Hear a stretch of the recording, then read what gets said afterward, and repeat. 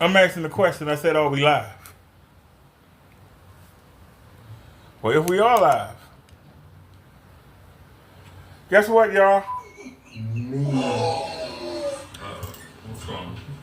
Show you something pretty epic. Come on, man. We walk up to the house. Before we even walk in the house, we see something. Cut that off then. You gonna cheat? All right, y'all. The bus came early. The bus came early. I talked to the driver and told him I was on the elevator.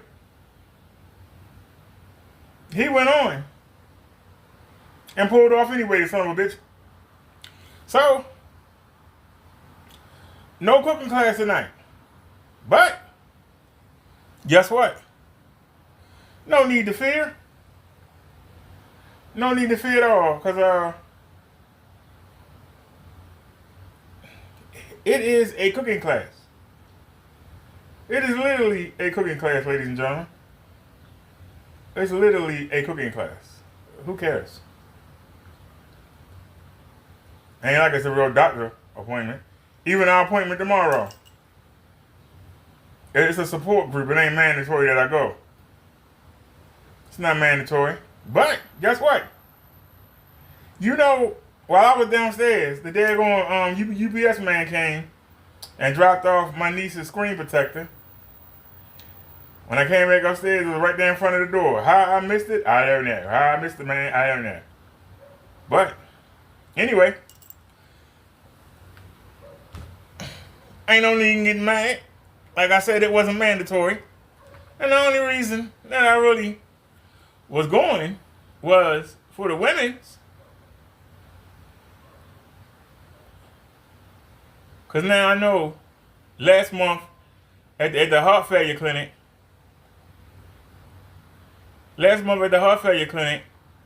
the women didn't show up.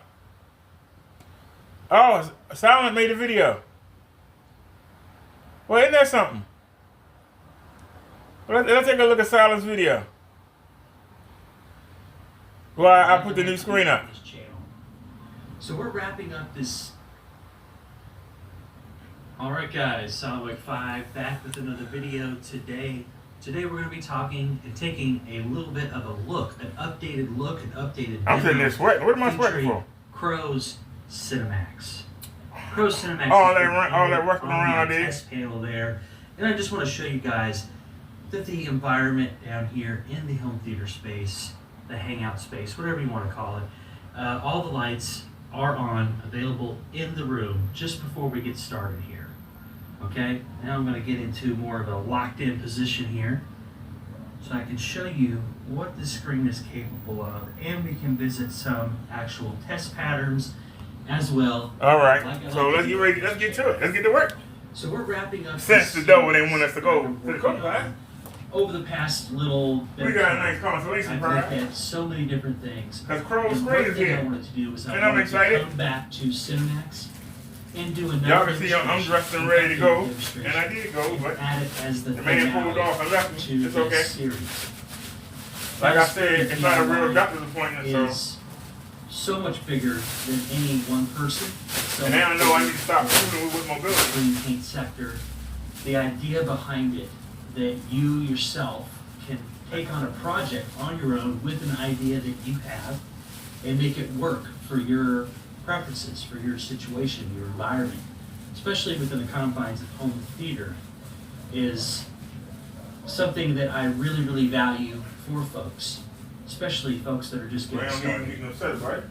And Cinemax is a good like I said, it's a cooking class. It's not mandatory. DIY. And like it's a real doctor's available appointment. for a low-cost, high-performance. Well, the insurance company call and say, "Hey, why you didn't go?" $60 for Cinemax. Nothing like that. For the quality that you're seeing right now with all the lights in my space. Here's the box.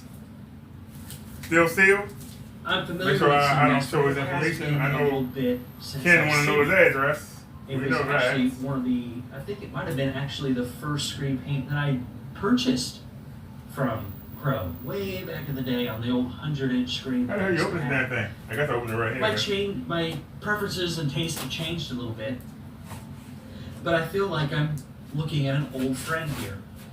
And again, I'm kind of jaw-dropped in a way by what I'm seeing from such a simple and I don't mean this in a bad way, but a simple yet effective solution. A low-cost solution for people looking for a All right, here we go. easy to do, no fuss, no mess upgrade Here's over the sample a white screen, of which Kenny's is what paint. Pro Screen mixes are all about. You see, Is it one or Pro's two? taken his many years of experience being a pressman, looking at colors. Oh, he looking at folded it in the half. inks and All right, paints we got a stuff that they sample use to make of Kenneth stuff Bird for paint. commercial and Y'all see private that? use out in the Got a space, sample of Kenneth Bird in the paint. world, where he's from. All right, He's taken that knowledge and honed it we're gonna to put find that up. specific shades of gray for screens that will do certain things based on your projector, your equipment, your environment. And Cinemax is really a culmination of that, especially when we're getting into the new age of ultra short throw projectors taking over the market year after year. They're getting more and more popular. Register your product And now and get a free gift. I could totally understand how this is so easy and so simple for somebody Like I say, to put their chips on the hardware and then have a low-cost, simple solution that's going to give quality images. We hear that a lot, quality images. But when the truth is so simple, you have to just hone in on it. And Cinemax is a representative of that truth. Phew, I smell the paint. Quality matters. Quality images matter. The color, the detail in the squirrel smell the paint. matter. The detail in the branch that the squirrel is on matters. The depth perception between the squirrel, the branch, and the background. Wait, I need None to of that put is this. being lost with this product. None at all. So as I go on here, I want to take my time. I want to look at certain things. Let's go Yeah, where did I put that? into. Let's go into the skin tones really quickly. And as I do that, I'm going to start turning off some of the lights here and getting to a prime environment, an environment that I like, that I watch movies in, and that I'm comfortable in down here in my space. So I can see Cinemax as it's intended, the way that I would typically I thought I had some. There it is. pay attention to those skin tones. How many Do of they them? look Just one? natural? Does the shirt color Oh look no, it's natural? just one. Is there anything skewing that you cannot? Oh no, it's just one. That sends up red flags. Damn, I that thought I you're not had a seeing couple. something that I only got should be one? there. I thought I had a 3-pack. Wait a minute, I thought I had a 3-pack of these. I only had one. Yeah, I only had one. I should have went to Walmart. But that's all right. We'll go ahead and use the one. So now I'm more like in an environment that I'm used to seeing. I have one lamp on over here to the side. I don't know. It's not really position, thick. And all the rest of the lights are off. It is still daylight outside, so I do have some natural daylight coming down the stairs there from the Okay. kitchen. But this is pretty much I what don't I'm know. looking at. And I want to see I don't know how much it's going this to give us, but we'll see. looks in this environment. I'm familiar with it, but like I said, it's like catching up with an old friend. Give me some screws. Somebody I'm familiar with, somebody I've spent time with, but it's been a while. And now I get to catch up with that person. I get to catch up with that friend. And that's what this is like for me. Going back to Cinemax, going back to the beginning of my history with Crow, all started with a simple 8x11 sample that was sent to me by him, through Danny, by the way. Danny introduced Crow to me, or suggested me to take a look at that. And I was so impressed with it, and I liked it so much that when it came time to buy my first screen paint, I decided to go with Cinemax. So this culminates the very beginning of that friendship that's built over the last couple of years with Crow, the trust that's built between us, the long conversations on the phone where we've laughed and we've joked and we've talked about everything from nostalgic toys and TV series, movies, not just Kenneth Bird. Kenneth Bird is the focus of that. But this is what this is like for me. It's like having that conversation on the phone with my friend. It's quality. It's the quality of friendship that I have from this individual that translates into what I see here with Cinemax. I'm revisiting Cinemax and showing Cinemax off in my space We're gonna have to put it in the middle. as the We finale, only got one.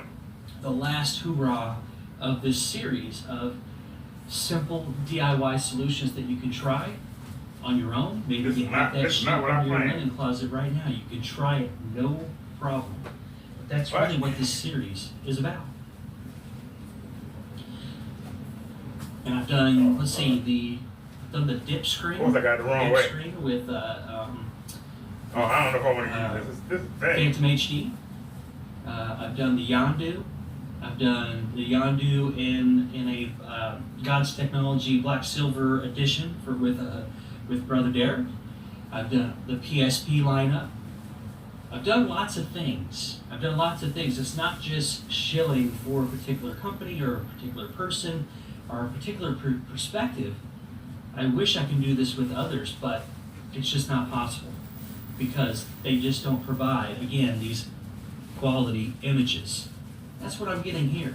That's what Cinemax is representing down here in my space. And again, guys, for $60. This is with a 1300 lumen projector. Now you'll have to give a little bit of leeway because there is some texture on there where I painted this panel now so many times. I really need to go back and sand it if I'm going to continue to use it, but that's probably not going to happen. I'm not really planning on looking at too many more paints, if at all, unless I'm doing something particular on my own, just as an experimentation type of thing. But Cinemax is This is really thick. is kind of the hoorah on that. Beautiful quality images at an affordable price by somebody who is a more or less a colorist, if you want to put that into the professional term, is a colorist. You have to be certified. You have to have the Come on, man, experience let's go. to Damn, know hey. what colors should be, how they should look, how they should be represented. And that experience is what translated into CROWS screen paint lineup. He's never ever advertised, especially here recently, that these products are more than what they are. No magic screens, as he says. That's not what this is. It's a simple, effective upgrade over a white wall or over a standard white screen that maybe you got secondhand, maybe you got dirt cheap, and it just isn't giving you the dimensionality, the richness in colors, and that detail retention, that 3D-like image that you can stick your hand through a window I think instead that of looking at something. tape You was can just literally good. reach out and grab it. Like grab that woman's face right there. I'm just kidding. Easy on the women. But this is what this product is. It's not ALR. It doesn't have all these taglines and marketing speak behind it. It is simple yet effective. Especially with the ultra short throws. You can see those videos he's done recently on his channel with the Optima P2, which is an older ultra short throw at this point. The technologies have advanced. The build qualities have advanced. The software, the processing, all that stuff is advanced with the ultra short throws. So if you like what you see on his channel with the P2, what's out there today is even better, right? It's getting better every year. And that's where the market's going. And Crow has positioned himself with a quality, How easy far to will it do, come over? affordable screen paint option for folks that are looking to dive into that world of TV replacement. And I think that's absolutely fantastic. Let's go down really quickly and we'll take a look at the colors. Because as I said, Crow is a colorist. He's All a right, I can craftsman. get it to He's come over had some all more. this Okay. experience with So we gotta go blending back. and mixing colors as We gotta a go back. So professional. let me estimate. Now he's recently stepped away for better opportunities with a Let me different estimate company, right here. a different job. But it Let me all just starts contact. here. And look at those colors, man. Look at those colors. Look at the gradation of those colors. Nothing is skewed. They are pure. This is a pure representation of what these colors should be as intended in the content. You are getting that. Okay. You don't see greens, you don't see blues, you don't see tannish or brownish tints Let's come back. or anything to that nature. I can go I can go side to There's side. a reason why and there's a colors gap right there, 'cause still it would've- maintain Bring it down some. I Still didn't know how far it maintain. would go over. without It actually shifting, went farther than I thought it would. without any distracting artifacts or anything like that. What a fantastic color performing product right here. Jeez, that's really That's good. good right there. Let's come back over. So, It is a when lot of I work, look ladies and at gentlemen. this, I see value. If you want it to look good, you gotta put the work in. Ain't no getting around it. I see a product that is so simple, it's You knock almost something fun, down, right? whatever, It's just we'll pick it's it up. that easy. If And not, but beat yet 'em the up. work and the experience of the knowledge that came in to create this product is what keeps CROWS selling a couple of screen paints, a few screen paints every other day or every day or whatever. The sales are steady regardless of the relentless attacks and narratives and lies that Kenneth Bird, Black Series Edition LLC, has put out there about the man. The happy customers, the testament of that is on YouTube. You can find it. You will find people that have bought these products over and over again. They've bought different versions. I'm not just talking about myself here. I mean, you can find that information about the company, about the products, and it hasn't stopped at the inception and the first creation of these products. They've been tweaked. They've been tightened up as the years have gone by. Cinemax has been around for a while, and it continues to be a mainstay in the screen paint world out here on YouTube in this sector. Beautiful, absolutely beautiful. Look at that picture quality. Okay. Cinemax is a mainstay.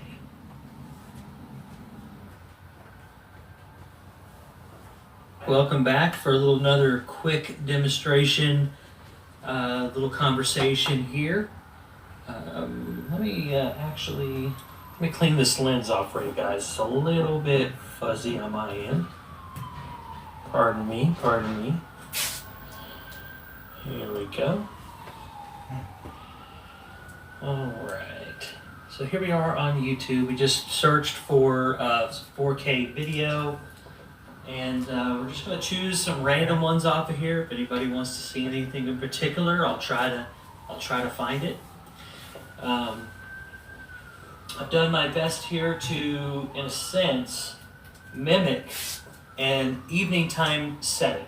So I do have a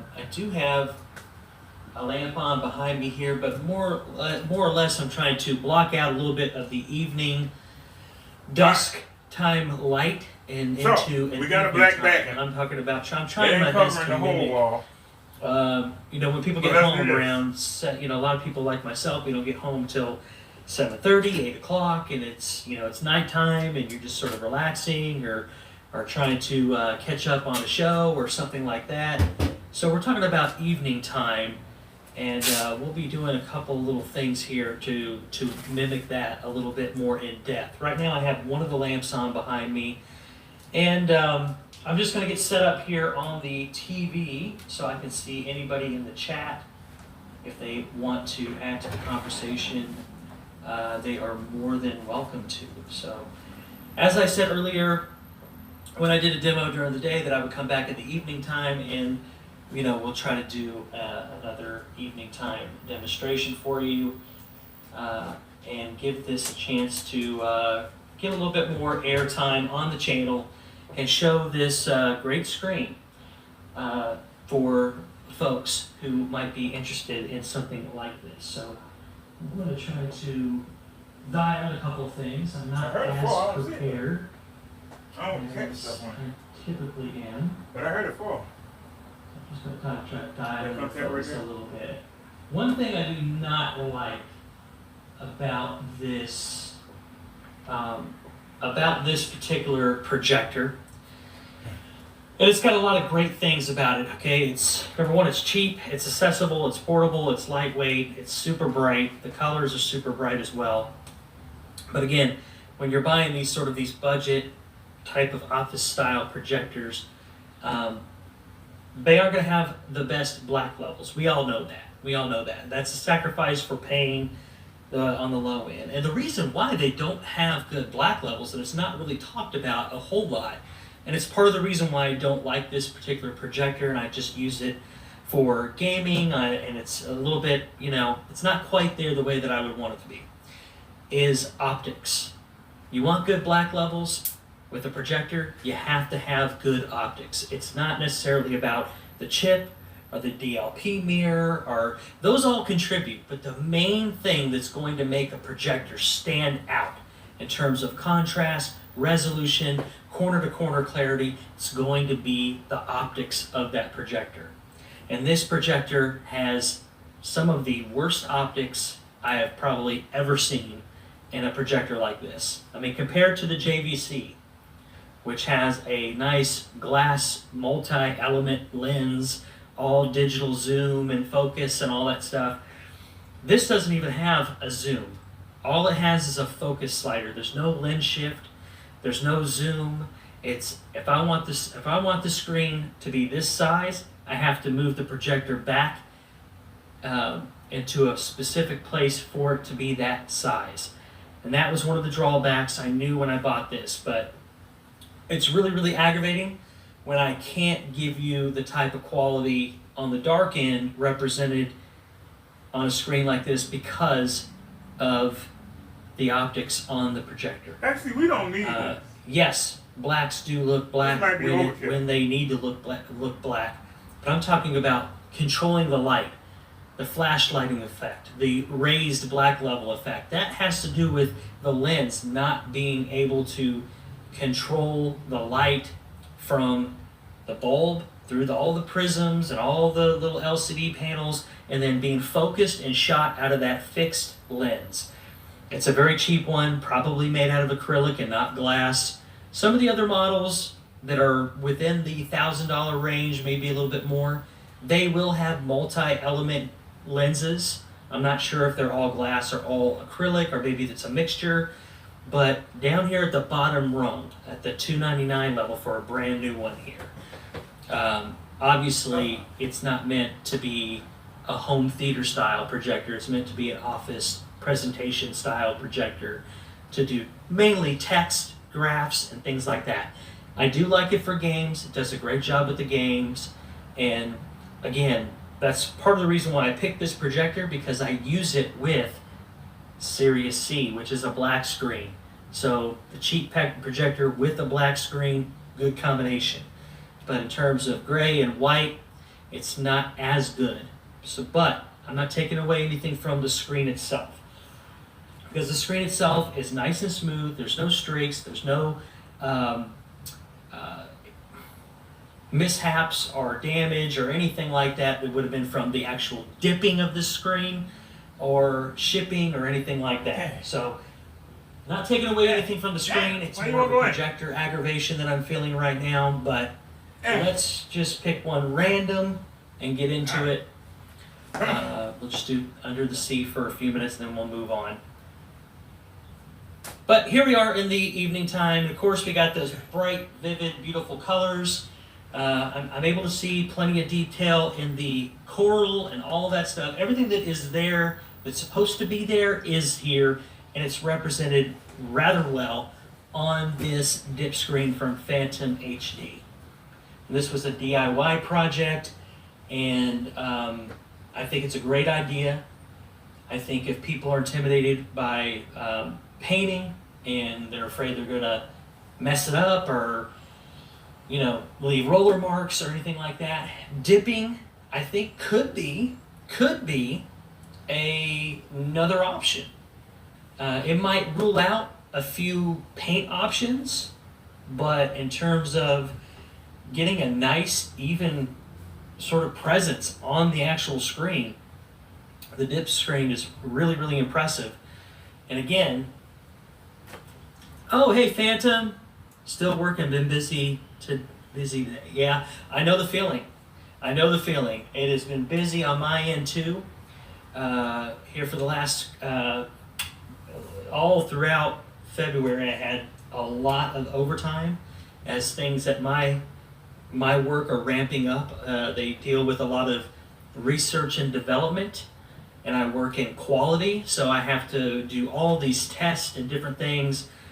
I can't necessarily tell you what that is. I think you might know in private, Phantom, but you use this item every single day. And I work in the quality department, and as they're developing new things, I have to do certain tests and certain samples and things like that. And it's been very, very busy, and they've needed extra help and extra staffing to be able to cover that research and development. So I've been extremely busy. That's part of the reason why most of the weekend I took that time and spent it on the kids, and not necessarily trailing Kenneth Bird's nonstop videos. But I'm glad to have this screen in for some demonstrations to do something different, do something positive, and add another aspect to ideas, hopefully for people to move forward with some experimentation of their own, in their own space, in their own environments. So again, they can go through the process of learning. And part of learning about projection is, yes, you need to read, and you need to learn about throw distance, you need to learn about environments, you need to learn about screen sizes and lumens and how all those things are kind of connected. But that only gets you so far. And in the world of DIY with home theater, particularly in our little tiny little pie slice of screens and how the screen works with the projector and how to get the most bang for the buck, you know, in terms of enhancing contrast on sort of, you know, budgetary projectors and things like that, you know, DIY is a big part of it, and experimentation is a big part of it. And through that experimentation, you are able to learn and pick up things. I mean, even anybody who's selling paint right now, or anybody that's making paint mixes and giving them out for free right now, or whatever the case may be, they've all had to experiment. And that takes money, time, patience, and persistence. You know what I mean? You have to be very, very diligent about it in order to learn. And I can see, judging by what I'm seeing here on this simple demonstration, I know that the experimentation and all of the learning that Phantom has done developing his little mixes, which are simple, affordable, and I'm seeing that they are effective, and that there's no reason under a reasonable mindset of, okay, I'm in this environment, my screen is this big, I got this many lumens to come on, you gotta work be with. I can tell that knowledge is well earned, and it's delivering exactly what I would expect from somebody who is somewhat of a veteran in this sector. So I'm very, very, very, very pleased with what I'm seeing right here. Again, we're getting into the evening hours. I've kind of closed some stuff off just to kind of set the stage for what it might look like in somebody's, you know, typical evening time environment. I do have one of the lamps on behind me. I'm going to turn on the next one to see how that affects things. We've got a little bit of light coming in from the kitchen as well. So I just turned on one of the other lights. I'm going to go ahead and grab That's the prettiest thing. my What? ceiling. Let's see, let's keep it up here. So excuse my intrusion into the frame if I got in there. But let's take a look really quickly at the overhead light on. And there you go. That would be the most extreme lighting in most people's average living room environments, would be something like an overhead with a couple of lamps. Most people, not everybody, but I feel like in most situations, especially for people doing TV replacements, right? They're going to use this projector as a TV replacement solution, looking for a DIY screen, whatever. That most people, their ambient light is going to consist of an overhead light, perhaps, or a couple of lamps, or maybe a floor standing lamp. But, you know, typically, most living rooms have an overhead light and at least, at minimum, 2 lamps. Most living rooms. So, even downstairs, in my little dedicated theater room downstairs with the JVC, I have 3 lamps down there, all relatively low light, but they're placed in strategic places where I can see everything that I need to see in the room, but they're not necessarily impacting the screen all the time. And it's very, very low lux at the actual screen. I designed the room to be that way. So if I'm mimicking downstairs, I would have at least 1 lamp on, or 2 lamps. And this would be more or less almost equivalent. I mean, it's much darker down there because you don't have the window light or kitchen bleed off or anything like that. So it's just a little transparency there. But I'm going to let's go ahead and get out of the C, under the C, and let's pick something else. You know, what about Ireland? Something I haven't actually seen. And of course, here we are with the ads. We'll get through it. And here we are in Utah, looking at some birds, I guess. I'm not sure that Utah is known for their parrot population. I don't know. Who knows? Who knows who makes these things? Oh, this is Ireland. I'm sorry. I thought it was Utah. It's actually Ireland. I don't know. I didn't know that Ireland had a big, huge bird parrot population. I know. Hey, now we got our parrots in the trees now. Okay. But anyway, I'm seeing exactly what I expect to see. The colors are great. The colors are looking very, very nice. And it really, honestly, it falls right in line with what I've seen from typical gray screens. I mean, everything from, the Carl's Place to Elite Screen, the Carl's Place, different gray sample sheets that I have downstairs, Vivid Storm, Elite Screens, other screen paints on the market. Again, we're getting into this conversation where right now Kenneth Bird is trying to push this, free gray screen paints to try to undercut and try to do whatever damage he can do to his competition, because quite frankly, when it comes to sales, he's not damaging anybody but himself, okay? So this is a lowball, undercutted kind of, campaign. He's done it before. It didn't affect anything then for anybody, and it won't affect anything now for anybody. I mean, and that's just really the truth.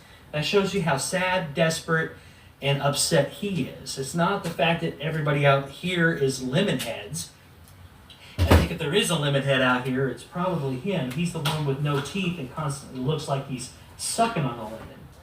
So in all actuality, it's really him that looks like the sour head, lemon head on the candy, like,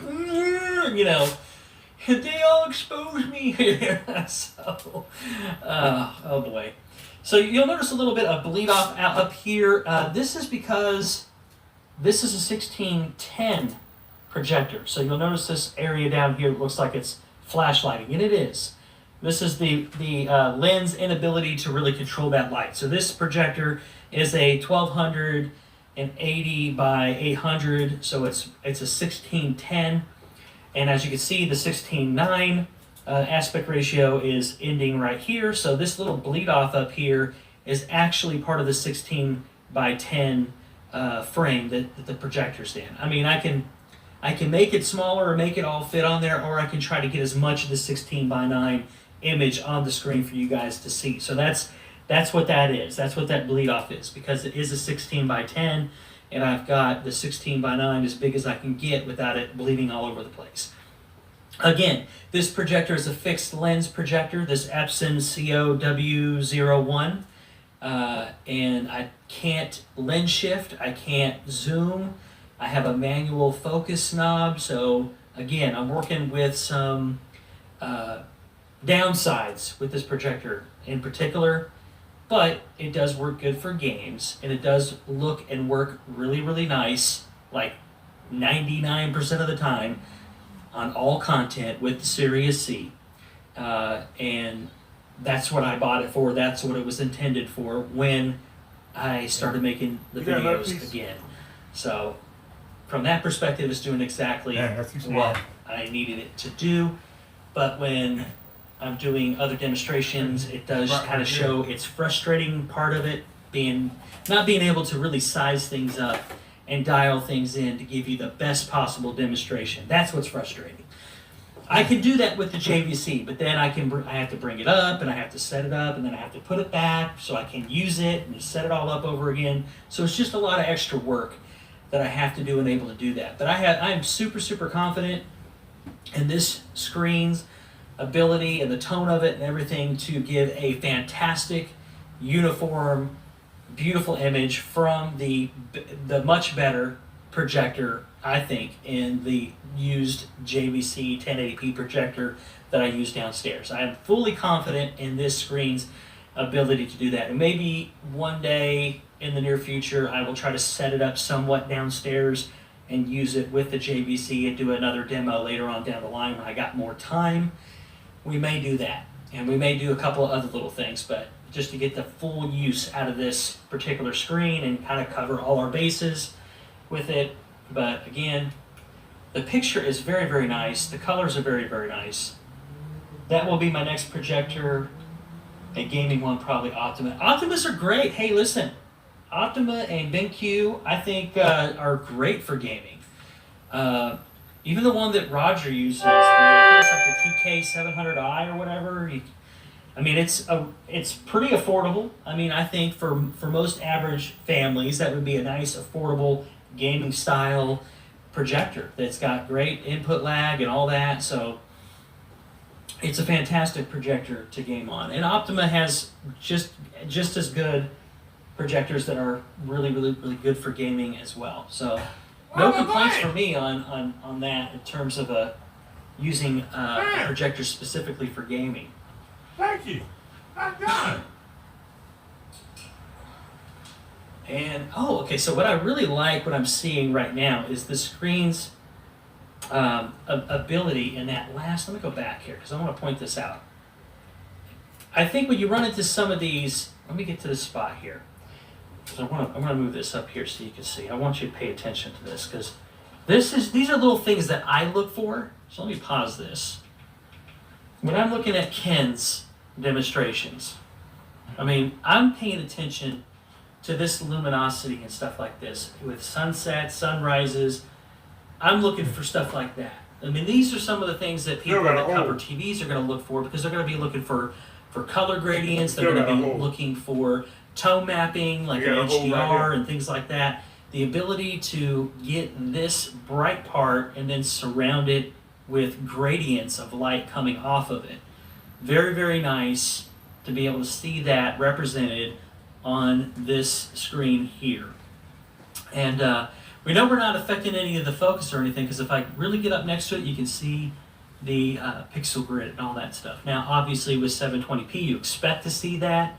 If you're dealing with a lower resolution projector, sitting further back does help mitigate that. There's actually a formula that they use that measures the space in between the actual pixels and how it relates to distance. There's actually a formula. I don't know it off the top of my head, because it's not something I typically focus on, but I mean, if you have a lower res projector and you sit farther away from 720p, you're not going to notice that. When you're right up on it, you will. So something like the 1080p JVC, I just barely notice it really when I'm up close. But anyway, I just want to hit a point there on that really, really nice gradients of sunset there. And then also, kind of all over the place here. Am I using a screen door? Yeah, right. So also, I look, and I can see this from far away, but I just want to point out, when I'm looking for details in certain thing, when I'm talking about details, if you look here, you can kind of see how the light from this, you see this kind of tapering off, where there's shadow areas and there's highlight areas. They're not super bright highlight areas, but you can see that scatter across all down through here, through the mountain. So you can notice where there's a real fine little detail highlight here, right on the edge, on the tip, and then behind it, it's all shadowed, but there's detail within the shadow. That shadow detail on something like Ken's product, that is going to be severely diminished. Severely diminished. You gonna cheat. I could prove it to you. If you want me to go down and get the sample, I'll go do it. But, you know, we've seen it. We know what it looks like. Especially from your seating distance, it's really going to look bad. You're going to lose that sense of detail. The sensor gonna go up. You're going to lose that shadow detail. You're going to lose that highlight detail. You're going to lose that color vividness. You know, we know what the sunsets look like on his demonstrations, not because I did anything, or Crow, or Danny, or anybody else did anything. He's the one that shoots them. I'm not the one turning on the camera. That's him. So, but here on a simple DIY gray screen mix that's been dipped onto a bigger white screen, I'm able to retain those color gradients, that nice sunset there. Yep. The more intense light in the middle where the sun's actually setting. Yep. I'm able to retain that scattered light being hit and bouncing off of the snow all over the peaks, all over these little mountains and hills here. I can see that orangey light coming and all the little gradients coming and hitting this water right here around this bend, right in here, if you focus in there. I'm able to see all that. All that is there and intended to be there. Where Ken's stuff ends up looking more cartoony because he's got the color cranked and the color temperature skewed. And when we're talking about all these products, ranging from Crow's product to Danny's product to DIY gray screens, and why we like and prefer white and gray screens most of the time in most environments like this, is to have this ability to display the proper content as it's intended without skewing it one way or the other. So when I say that Series C, although it's dimmer than a white screen's whites, the perception of it, the perception of white level and contrast, true contrast, because you're able to have that dark and that really sense of bright whites as well, I'm able to retain those highlights and those details within that product. It's amazing. It's why I love Series C so much. But I also am able to clearly point out that on gray screens you're able to do the same things. It's just not as rich, as dark and contrasty as something like Series C. Okay, go this way. So that's the difference. But it's all neutral imagery. It's not shifted, skewed, or overblown by color saturation and all that kind of stuff. I mean, really. Let's go into the Caribbean and take a look at some of the beaches. See what we see here. Right off the bat, I know that something like on Ken's products, you're going to be missing out. You're going to be missing out on all this gradient, blue gradients, where some of the water is darker than others, and some of the reef or the shore there is poking out a little bit over the water. All this little foliage and stuff like this, all this would be blown out into one big green blob. We've seen it, right? We've seen it. But actually, there's little individual nooks and crannies and shadow detail here in between all these trees. Exactly like a TV would be able to display. I'm just really up close to the screen. And then even the gradients here in the clouds. You got little white pockets, little light gray pockets, and then darker pockets here where there's a lot more moisture in this part of the cloud. So that's what I'm talking about. I want to see those things. Those are the things that I'm looking for. Those are the things I expect to see. If it's meant to be in the content, it should be on your screen. Really, it should be there. It shouldn't be a blob. It shouldn't be pissy yellow. It shouldn't be so dark, from 15, 12, 13 feet back, maybe 15 feet back, that you can't make out those little tiny little details.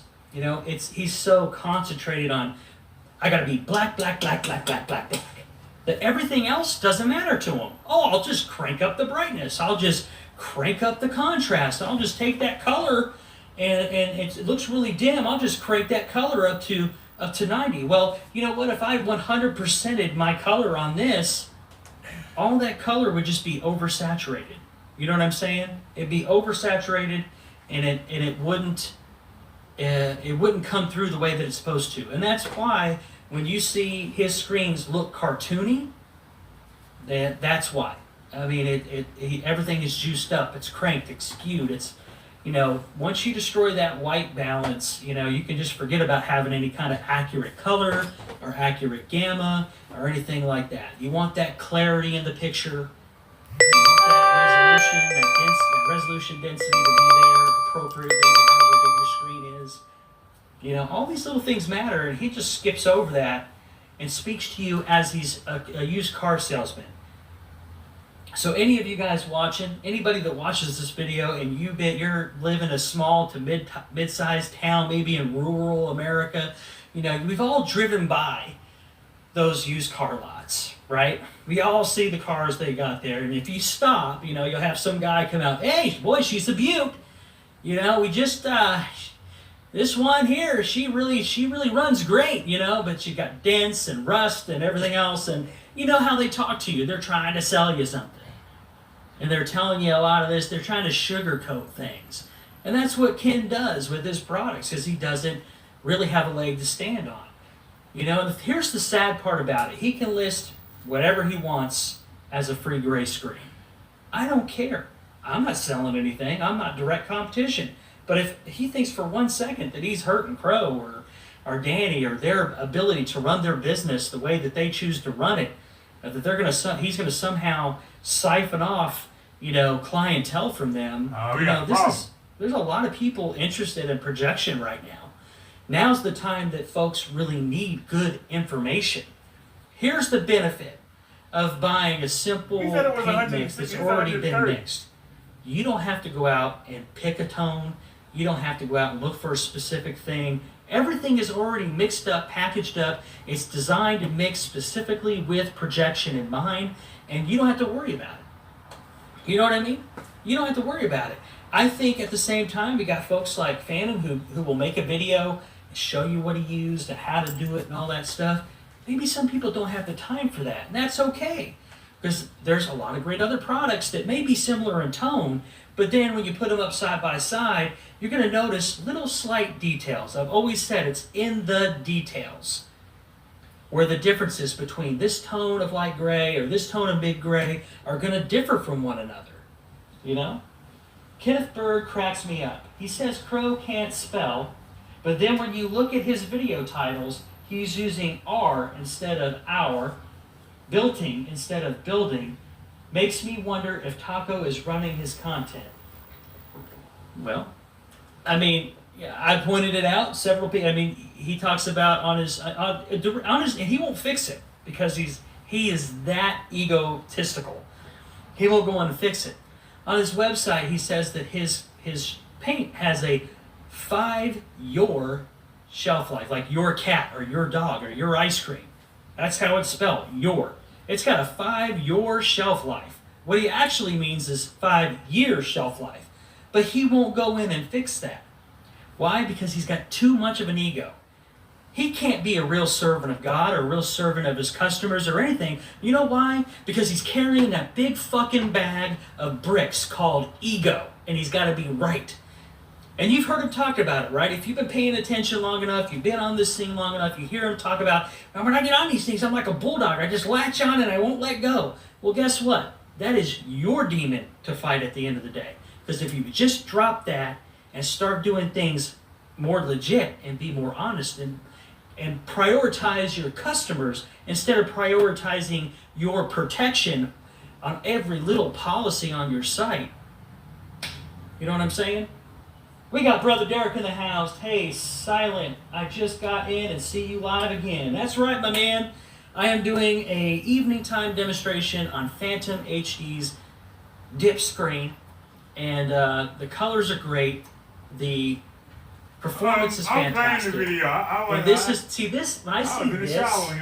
When I see this, I'm like, I know one day Brother Derek's going to get curious and he's going to want to turn that screen around one day when he's done fooling around with Kenny. He's done pissing Kenny off. And he's going to really I feel like Brother Derek is really going to like that other side of the Yondu screen. You won't necessarily have to have that metallic part that might actually make it hot spot because it's a lighter tone. It works well with the black, but I don't think that you would probably need that on the lighter side because you're going to pick up a lot more luminosity overall on that picture by going to the other side. Too much weight. But hey, it's great to use that as a tool. The guy named Ados came in my chat and said Ken Payne is perfect. It was either Ken himself or it was Hector or the Killian guy or one of his little people. That's all it is. They're just trying to troll you. That's all it is. Anybody with half a freaking brain cell can look at those pissy whites and say, something's not right here. I'm not seeing what I mean, if you know, I've said it in the other video. Most of us have seen, it was you, was it? You rascal.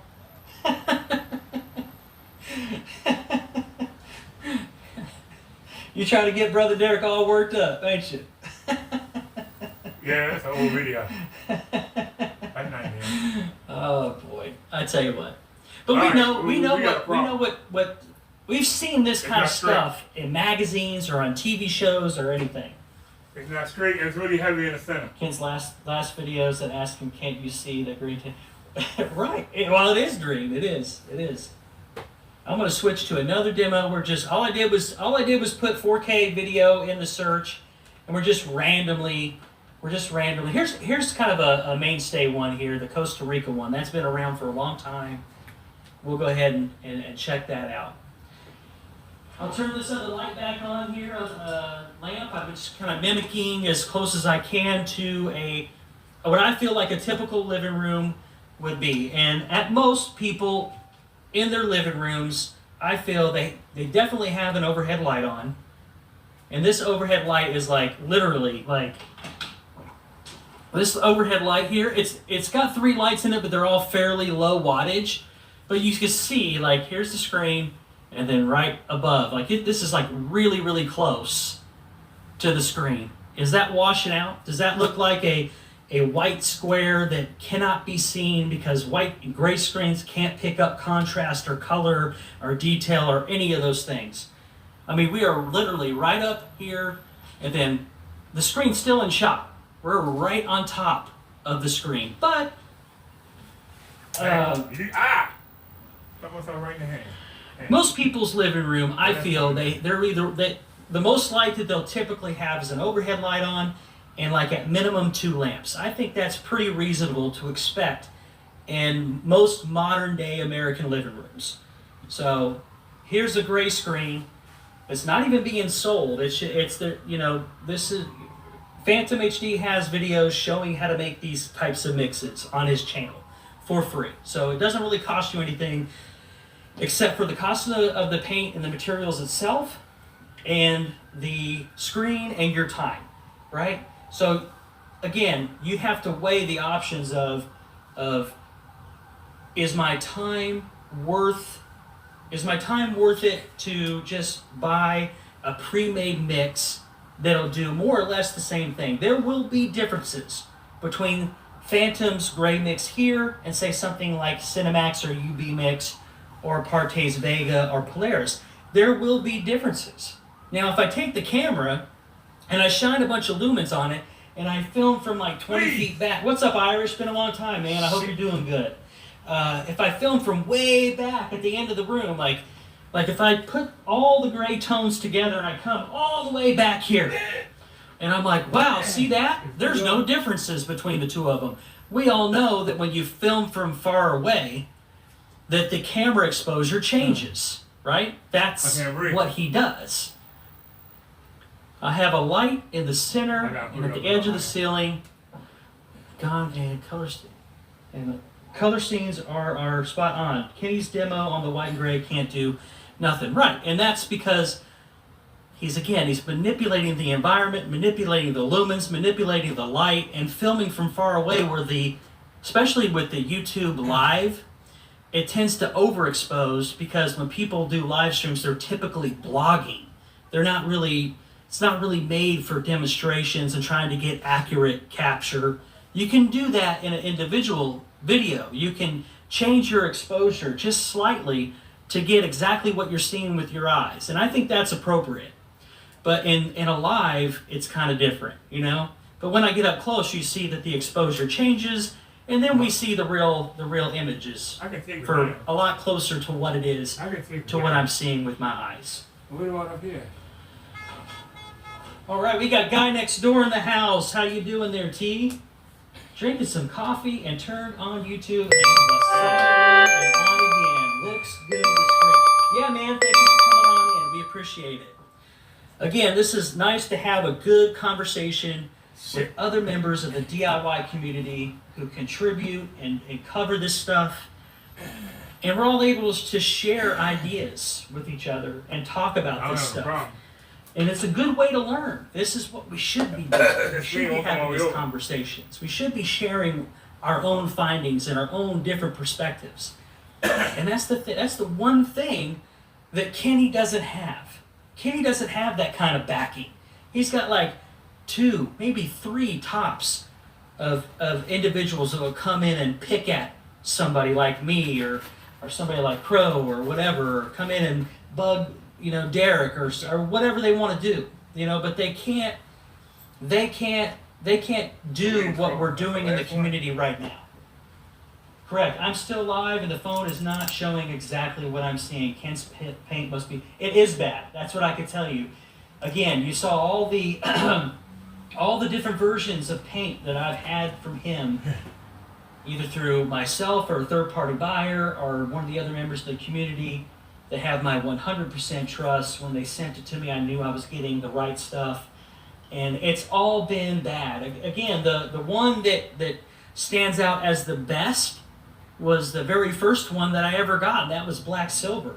So even though it skewed the whites to blue, because he was literally trying to match gunmetal color, This is a stroke. it was actually the best performing This is one a out of the stroke. whole lot. We got Irish And I saying, can't yeah, breathe. everything's good, just took a break from a while. I get it. I'm right there with you. It's good to flush the system and get re-centered. That's, sometimes you got to do that. Whether it's a day or a couple weeks or whatever, you do whatever you got to do to stay healthy, stay strong, and come back when you're ready. What we gonna do about that Is side? this Alejandro?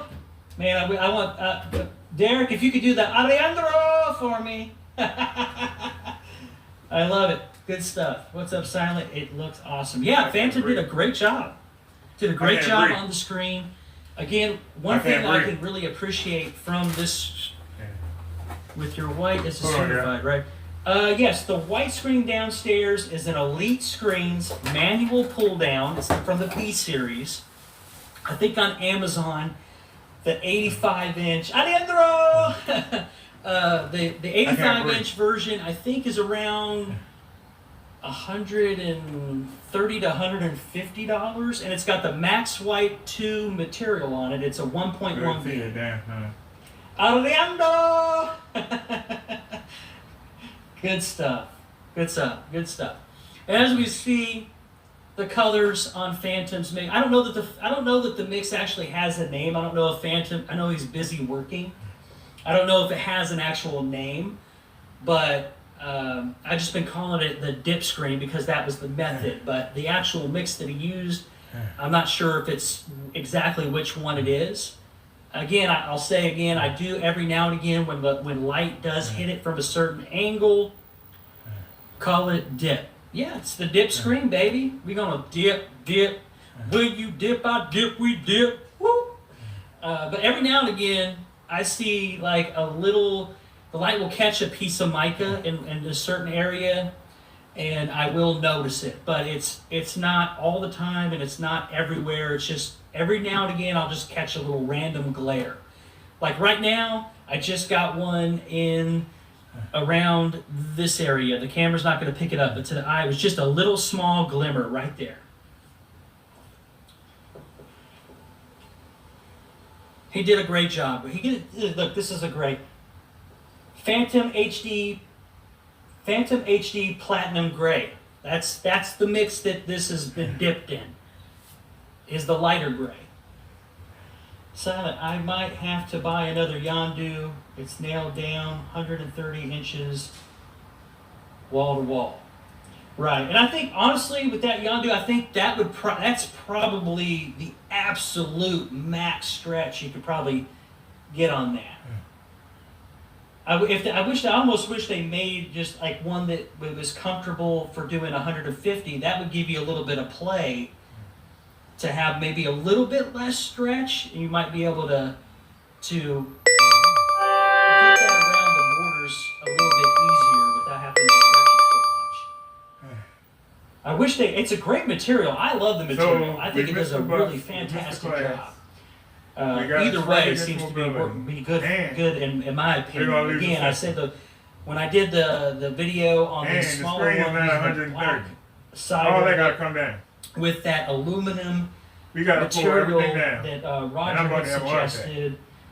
I think at like a moderate size, playing video games, like I said in that video, I could play the Zelda games with my son, or Fortnite or whatever. Right now he's like Fortnite everything right now. Godzilla and Fortnite, like those are the two top priorities for my 10-year-old son right now. And I could play those games on that really, really easily, and he would enjoy the hell out of it. So if my son will enjoy it, then that's perfect. Hey, Brother Derek, when are you going to switch your screen to the gray side? I have a Yondu as well. Oh, Leandro, you got the Yondu. It's perfect. Let's go right through. It's off-white, but white, not blue or charcoal. Right. Yep.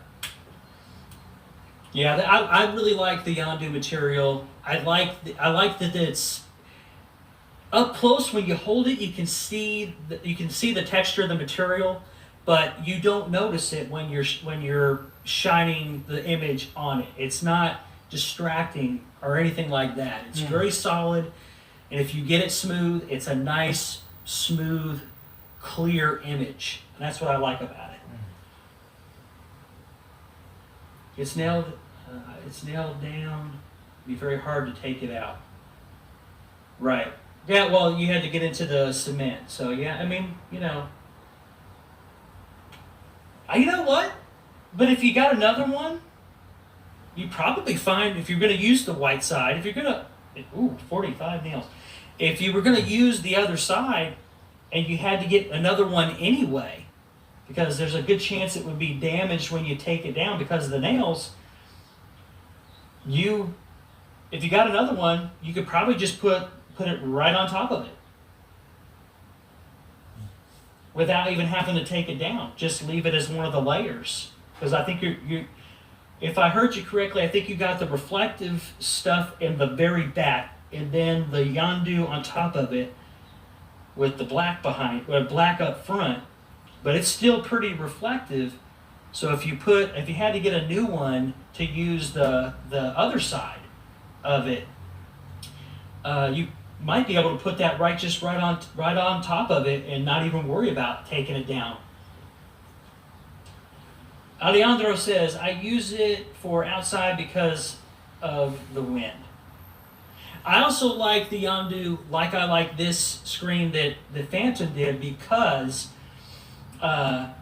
it gives you the ability for some people that would want to use it, the ability to use it as an acoustic screen. Where if you build it on a frame and you've got the ability to put speakers behind the screen.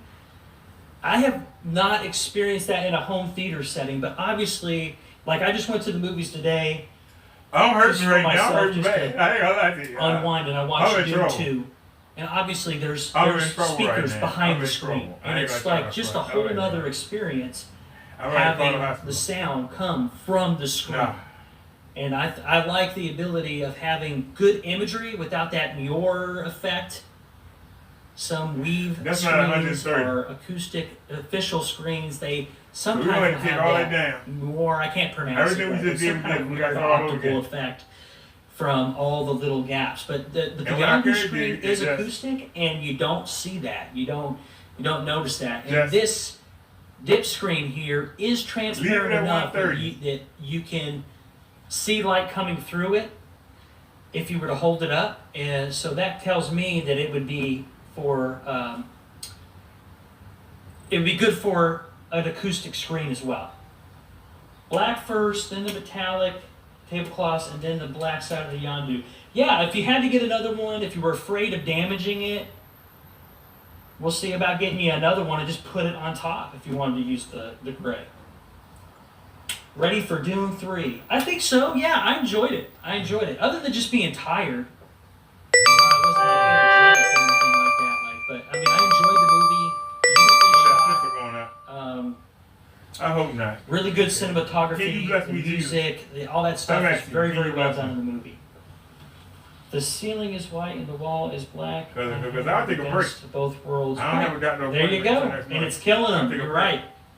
What if the double win? Well, I think it's killing him too when he said, "Kenny, you ain't got no drawers on." That wouldn't be comfortable for me. I had to have some kind of boxers or something on me, and I don't know. Maybe you can't wash them. I don't know. He ain't got no laundry mat in there. He ain't got no way to. If you can't make spaghetti in the garage, you damn sure ain't gonna wash no clothes in the garage. So you can't even boil water in that motherfucker, Kenny. That's bad. Ken needs Pampers or maybe. I don't know, man.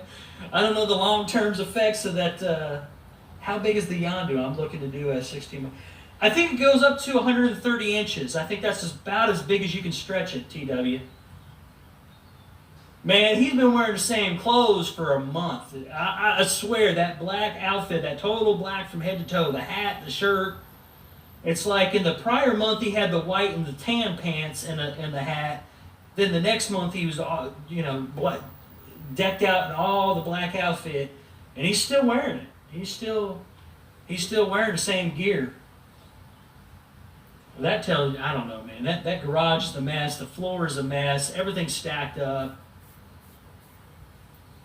If you want to use a PVC material, you can go to Hobby Lobby. They have gray and white. It worked great for a screen. All right, come on. Awesome. My sister kicked him out, it looks like. Ah!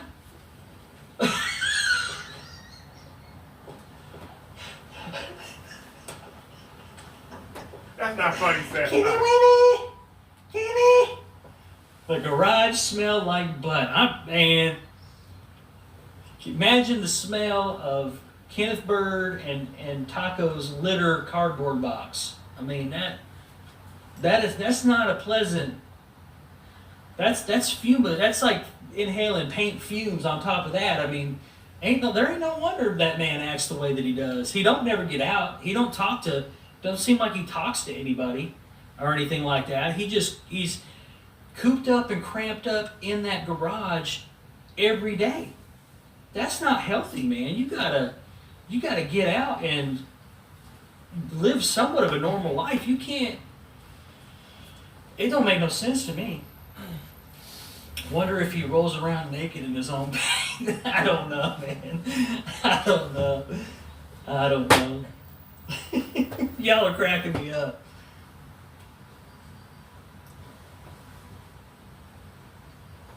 You have two at all times.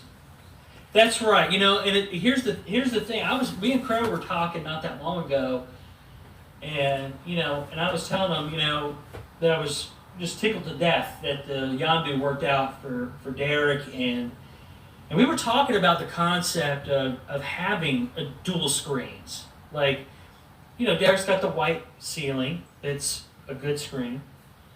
And then he's got the screen on the wall. And I think having a dual screen setup, one screen that if you're in a situation in the house or whatever, you got the doors open, the windows open, lots of natural light. This living room, if I open up all the blinds all the way during, here we go. A really bright and sunny day, it gets really bright in here. So having a screen that I could use, if I were to have a TV replacement, having a screen that I can use that's going to hold up nicely during the day, and then at night be able to electric screen down or pull down a white screen for, say, movies and cinema and that kind of thing. Having the ability to have a dual screen setup means that you're not really missing out, I mean, it's kind of the same way, like, if I wanted to have an anamorphic lens on the JVC downstairs, I could get one of those Panamorph lenses with the motorized slide. So no matter what type of movie I'm watching, whether it's 16:9 or CinemaScope, I'd have all of the resolution and all the brightness from the actual chips by moving in and out of the anamorphic lens, which does that stretch for you. It increases your resolution, increases all that stuff. And back in the day, I had a dual projector set up downstairs where I had one of my older Sonys that I used for games, and the JVC I used primarily for movies, because both of them had pluses and minuses. So you're in a different category because you can choose for TVs, not just for movies. And that's right. And that's the beauty of this whole thing, is that you can do the same thing with the TV. You could, but price per square inch, I think you're still saving money with projection. And in this community and with projection, you can really cater to your particular taste and what you're going to use your setup for. So for people doing TV replacements and say they watch a lot of Netflix shows, or maybe they do a lot more gaming, things like that, that may change. That might stop it. That might change your actual projector choice.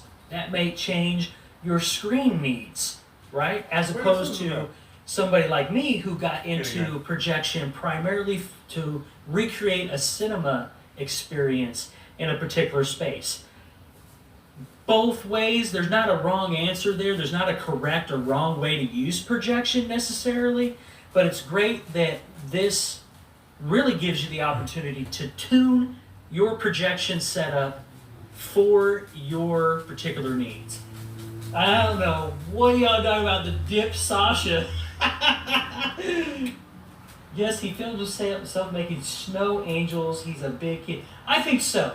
I think there's a big part of Kenny that he's still sort of got a teenager type of mind. And if you look and really pay attention how he reacts like a teenager would react, a rebellious teenager. So I'm not. That's actually is a very accurate statement. He's a big kid. He acts like a big kid. When he's getting his way, he's a big dreamer, just like a kid. If I told my son he was getting $100 tomorrow, he would think of 9,000 different ways he's going to spend it and all these great things he's going to do with it.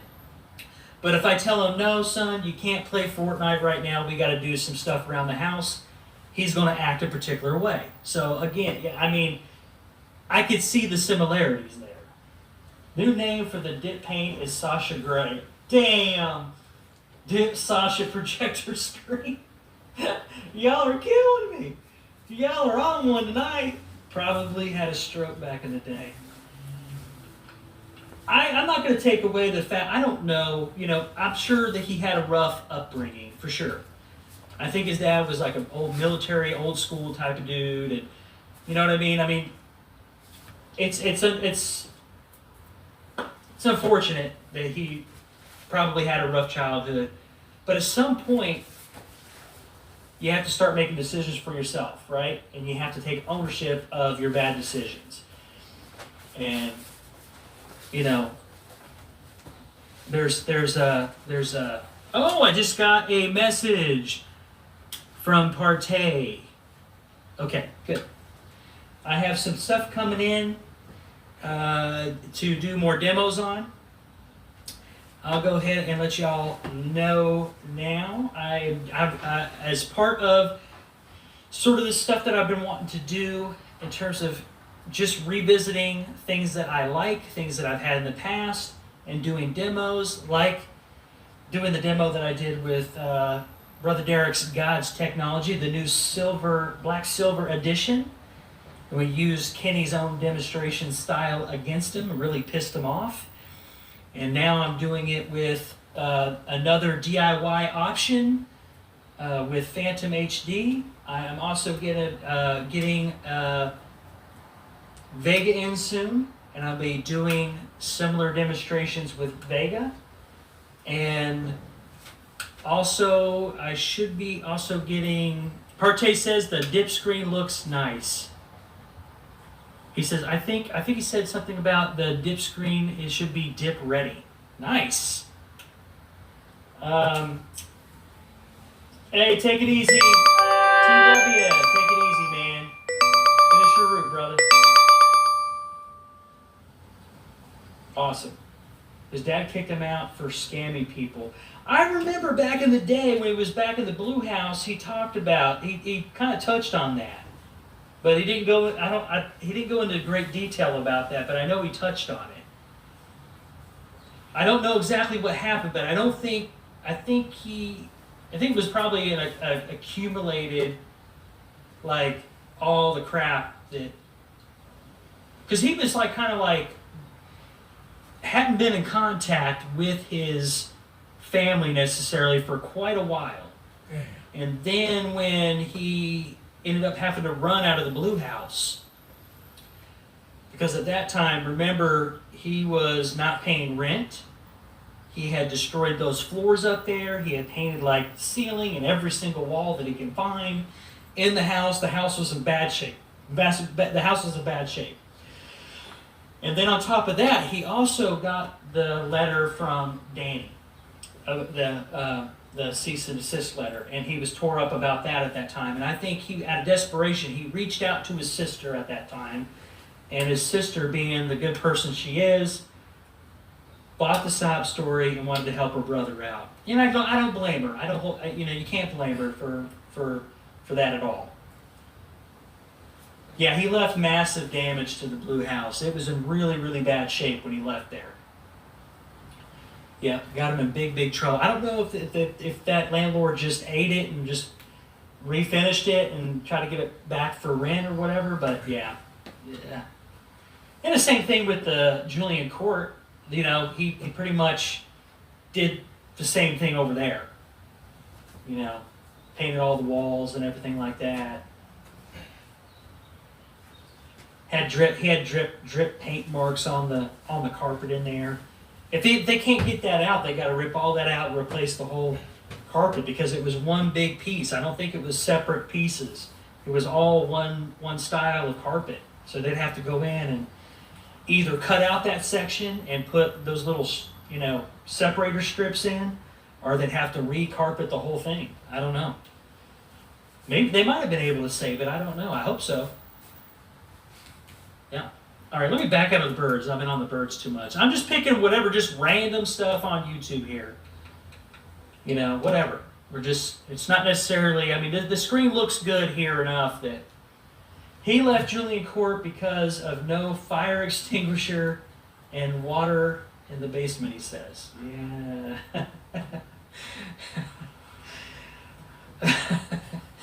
Yeah. I'm sure it didn't have anything to do with the fact that he was not making a lot of sales during that. He was making more sales than what he's making now. As far as I don't know if I missed it. You guys have to tell me. Has there been a new batch number video or a shipping update video or anything that would lead us to believe that any sales of the FLE have been made at all?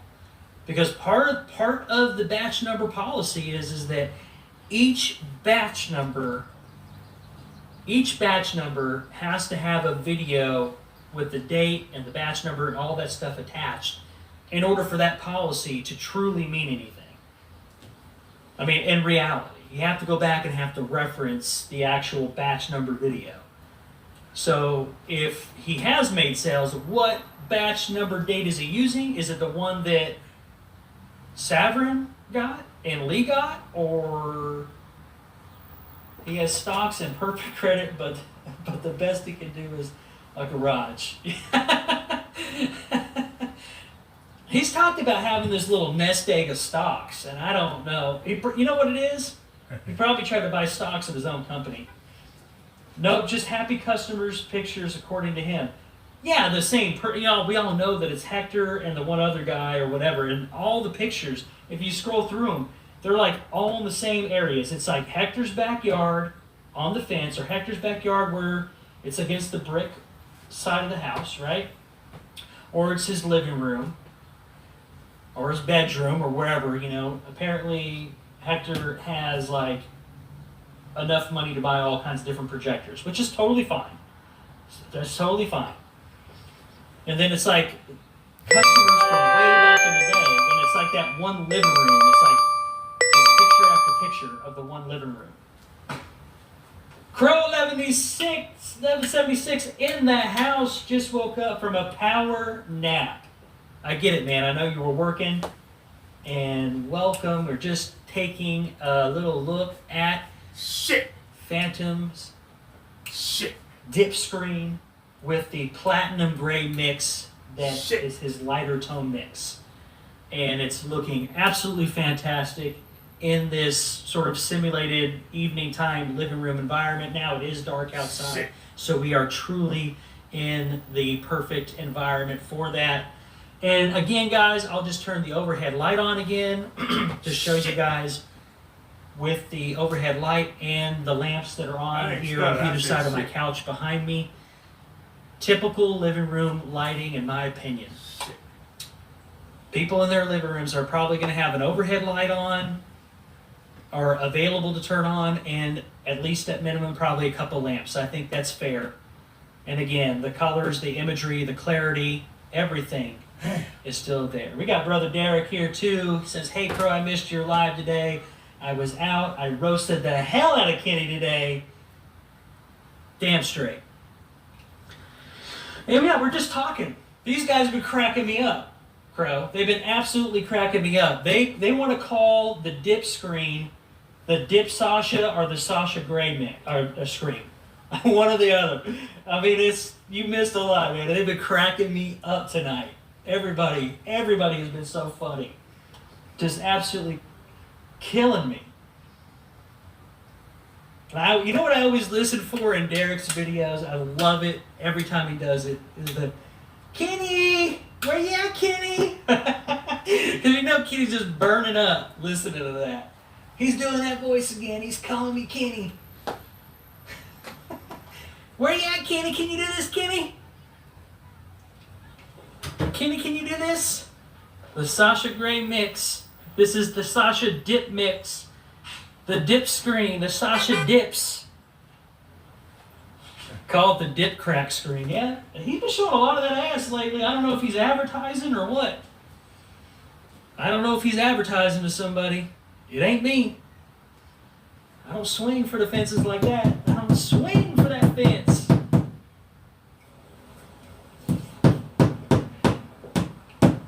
Oh boy. Dip crack. I don't know. I really like the colors on the screen. It's doing a fantastic job. And again, I've just been clicking on just whatever, showing different types of material. Okay. Go ahead and Maybe go getting high and watching my video shivering. I'm sure, especially if he's withdrawing when it gets to a certain point in the month and he ain't got enough money for the dope man. That's a rough time for a drug addict. Where is Mr. Williams? Is it Williams or is it Wilson? And Crow says he will be sending the Cinemax soon. Thank you so much. I got Danny sending.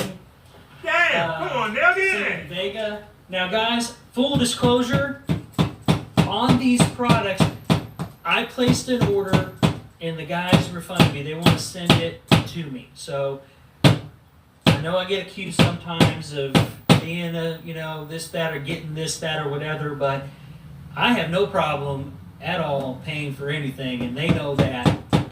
But it's about getting and showing an updated demonstration on some of the products that are available that I think are cost effective and have a good, what I call, value to performance ratio. I think in the world of DIY, people are looking for the best performance to price. They want the most performance and bang for their buck possible. And one of the things, need an NDA, yeah. If I don't do it right, Crow's going to take me to court. But see, what kind of blows my mind with Kenny, and I like to see what you guys think about this anyway. So we all know how hung up he is on trying to be as much like Screen Innovations as some of these higher end screens. We all saw how that played out when he did the parallax demonstration. He is not in the same way. Those screens have a lot of technology and a lot of research and development, and they're not going to work like a paint would, right? They use layers of material, optical layers, diffusive layers, and they're all pressed together like a big sandwich. That's how those screens are made. And they're not made for budget buyers. They're screens that are manufactured screens that are available for that price point. And there's nothing wrong with whatever you get and it works good and you're happy with it, that's great. But those screens are meant for a different clientele. And what Kenny has done is he's tried to put himself in that category and then come back and say, well, I'm so much less, right? It's the perfect marketing in a way. But the thing is that when you put yourself in that category with those high-end screens, if you don't perform, then you can't be up there. And really, to be honest, and I know Crow feels the same way, screen paints don't belong in that category. You know what I mean? The dip screen doesn't belong in that category. This is DIY. This is supposed to be helping people maintain a budget. You know, I'm blessed enough that I have a good job, it pays well, I got good benefits. I'm blessed and I know that. I'm thankful for that. But even though I make good money, I would not want to spend $300 on a quart of paint. If you go to Amazon and you go to the paint on screens, they have a bunch of different shades too, and it'll cost you almost $300, but you get a gallon of it. You know what I mean? Like, this is for, a quart he's wanting. I don't know. He's priced himself so unrealistically for the DIY sector, the screen paints themselves, that it makes no sense. And he doesn't have the legacy and the trustability and the mainstays products that have been around, time tested, so many people bought them. He doesn't have any of that because he's constantly having to switch the products up every other month. Now keep in mind, with the FLE, he just launched that on February 9th. And here we are on March 3rd. Nobody, as far as I can tell, nobody's bought it. Nobody's bought it.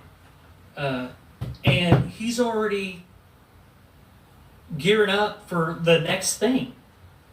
He has to totally reset the chessboard at this point because it was a complete failure. So Fam says, FBI criminal online, more proof he will be ranting about it. Here we are, all under the same chat.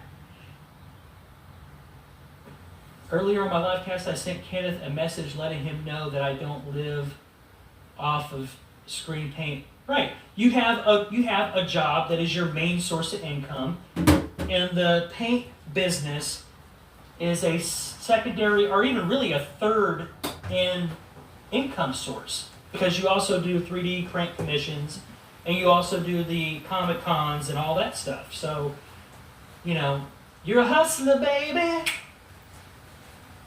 Brother Derek says Ken needs 6 sales a month to cover his drug habit. You damn right.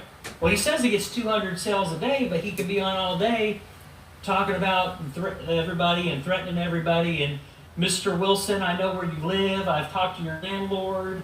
I know everything I need to know has been turned in. You're part of this now. I don't know if it's Williams or Wilson. He can't make up his mind. He doesn't know who the hell he's suing.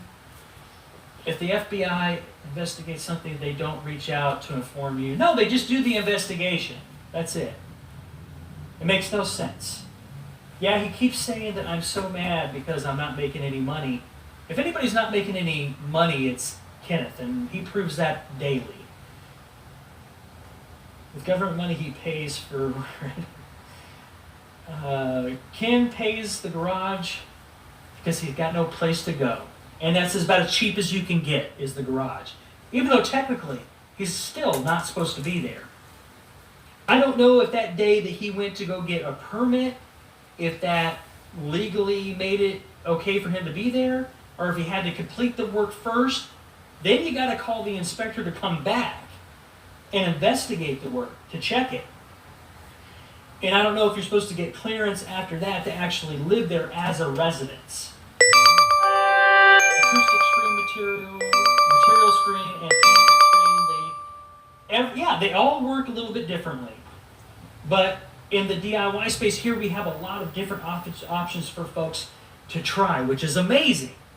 You got $60 paint products from both Crow and Partey that do similar but different things, and they're super affordable. I think they perform well. I'm going to cover a couple more products from both of them, and along with screen materials like this, Brother Derek's God's technology, utilizing the Yondu screen.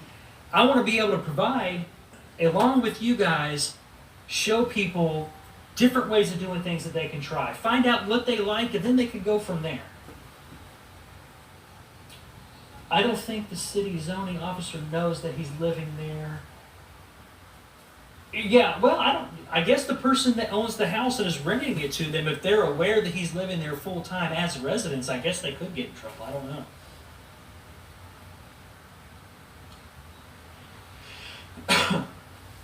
Well, did the guy come and check him out the way that he said he was going to? I don't know if anything happened with that. I just knew that somebody was supposed to go out there and talk to him.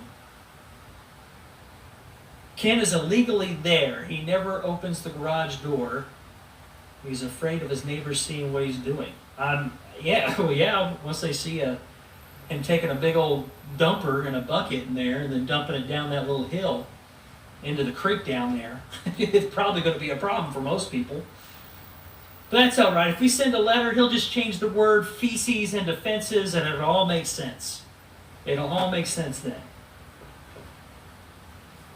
See, I know Ken can read, but I don't think he has like reading comprehension skills. Like, it was obvious that said feces, and he said, "You can't even spell fences right. Alexis, spell fences." What do you think about his new gun? What do I think about it? And to me, the little bit that I saw today, and I didn't really watch, I just watched for like about 2 minutes. And I didn't really notice anything different in terms of, what it looked like to me. It kind of looked, I'll have to go back and look, but it didn't look anything different to me. And that's really has to do with the fact that he records a certain way, and everything, the settings on the projector, it's really hard to tell the differences between stuff, or if there is a difference, because of the way he shoots his demos and the way that he does things. But what got me was in the parallax video, the way he kept moving the camera off of the screen and doing stuff. You'd hear him rumbling around and then come back, and then he took that down and had a projector with the paint on it, and then he took that down, and then, you know what I mean? Like, he keep going back and forth, and he was moving the camera. But if at the same time, when he's gone into other people's demonstrations, he's like, "Why do you keep moving your hands in front of the screen? Why you can't," he'll go off on that stuff, but then he was moving the camera and putting it on the monitor. And in my live cast today, I exposed the way he records. Hopefully people will see how it's done and how he cheats. Ken has no address. He only has one letter to show it's from the neighbor. 821 is not the real address, and that's why I got 6 letters. What address is the company? Well, when he had the company on the Google Maps, and it was it the Garage Tea? He exposed the address. Maybe that was Julian Court. No, that was the box. He had the label on the box. 821 is his sister's address. Oh, okay. So the sister's like, "Yo, we're not getting any more letters over here, return to sender," but they didn't return. they return it to the Wisconsin, they have to return it to Maryland, which is Derek's. Yeah. But he was on Google Maps, and it was his company name, but it was at the address. I think that's how the address for the garage was found. I think. Is the house that the garage is attached to, but the garage doesn't have an address. Yeah. So if he wanted to have to get proper mail for the company, it would be, he can't afford it, I guess, or keep up with it, but it would have to be a post office box. I mean, that's the simplest way of handling that is you just make the address for the company a post office box. I mean, most of the time, that's what companies do anyway for their mail. Yes, the person puts me as the center, and you get them all. I think, from what I understand, I don't know exactly who's doing it, but as far as what I've heard, they're just Christmas cards, apparently. So there might even be gift cards in there. Hell, I don't know. I believe he said that he's getting his packages in front of the... So he is using the house. See, that's not good. That may not be good for the owner when all this shakes out. Because eventually, I thought that he was running.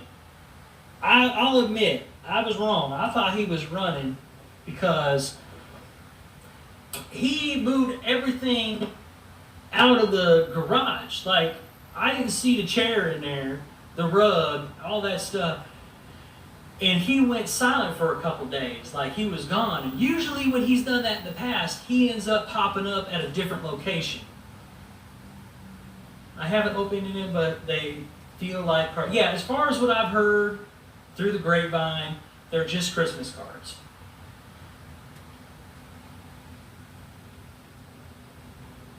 Sitting on money, I would... Well, I think it's I think they're just it's evidence that he never sent them and his fingerprints aren't inside of them. I think that's the thing. Ken's all that talk is all horseshit. Ain't nobody's gonna show up to Brother Derek's door. Ken knows that Derek isn't Mr. Williams or Wilson or whoever. He knows it, but he don't like the videos that Derek does talking about how he cheats on his demonstrations and talking about how he cheats the people and scams the people. So all he can do is use that as a way to try to intimidate Derek into thinking that he's going to get in trouble for something. But he knows, Kenny knows, that Derek is not Mr. Williams. Derek is not Mr. Wilson. Derek did not send him anything. Okay? So that's the reason why he keeps bringing it up. He won't acknowledge it because the only thing he has as a tool to fight back against the videos that Derek does on Kenny is to use that intimidation factor. That's the only tool that he has in the belt at this point to anybody. And let me tell you something. If Crow has been around for 8 years and he's not been in trouble or arrested or sued, and he's been doing it, he's supposedly been doing this to me for 2 years. I've never heard a peep, not a word. And remember, he's supposed to have the best detectives, FBI detectives, tracking my whereabouts in order to get me. I'm going to plug up my phone because I have a feeling I'm running out of juice. I'm going to plug this boy in, get some juice. And it's been 2 years that he's been doing this to me. Been 2 years he's been trying to find me.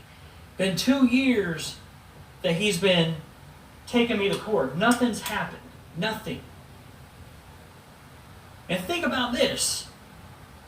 He actually has Matthew's information. And he's been talking about and threatening poor Matthew for however long. And he can't do nothing to Matthew because Matthew didn't do nothing wrong. You know what I mean? So he can't do anything to anybody. He can't do anything to Derek. He can't do anything to Matthew. He can't do anything to me. He can't do anything to Savrin, Lee. Can't do nothing to Crow. He can't do nothing to anybody. All he has is to spend the time. That's the only thing he has is the time to spend in front of the computer monitor and look up logs. Ask Alexis or Google for how many years for frauding and try to make it seem like he's, Judge Wapner or something. Like, come on, man. It doesn't work anymore. We all know the game. So I would just say I wouldn't count on anybody coming to Derek's door anytime soon. It's not going to happen. It's not going to happen. Well, see, the thing is, T, that's all he can do to somebody. Because he doesn't have any money to get the wheels turning from a legal standpoint anyway.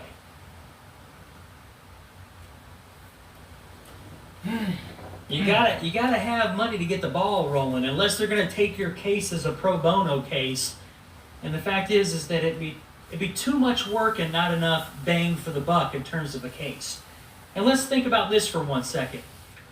Who do you think is more important on the FBI's radar? Okay, the whistleblowers that they're trying to find, or screen paint? Let's use logic here. Which one should I open? 4 from Wisconsin, 1 from Minnesota. Last one isn't stamped at all. The guy is getting smarter. Gotcha. I'm honest, I don't know who it is. I think that they're just doing it as a gag at this point. But again, as far as I know, there's nothing harmful in them. I think they're just Christmas cards. That's all I've heard. But I don't know who it is. I don't know who's doing it. I don't know anybody. My dad used to live in Wisconsin, but he doesn't live in Wisconsin anymore. That was like 20 years ago.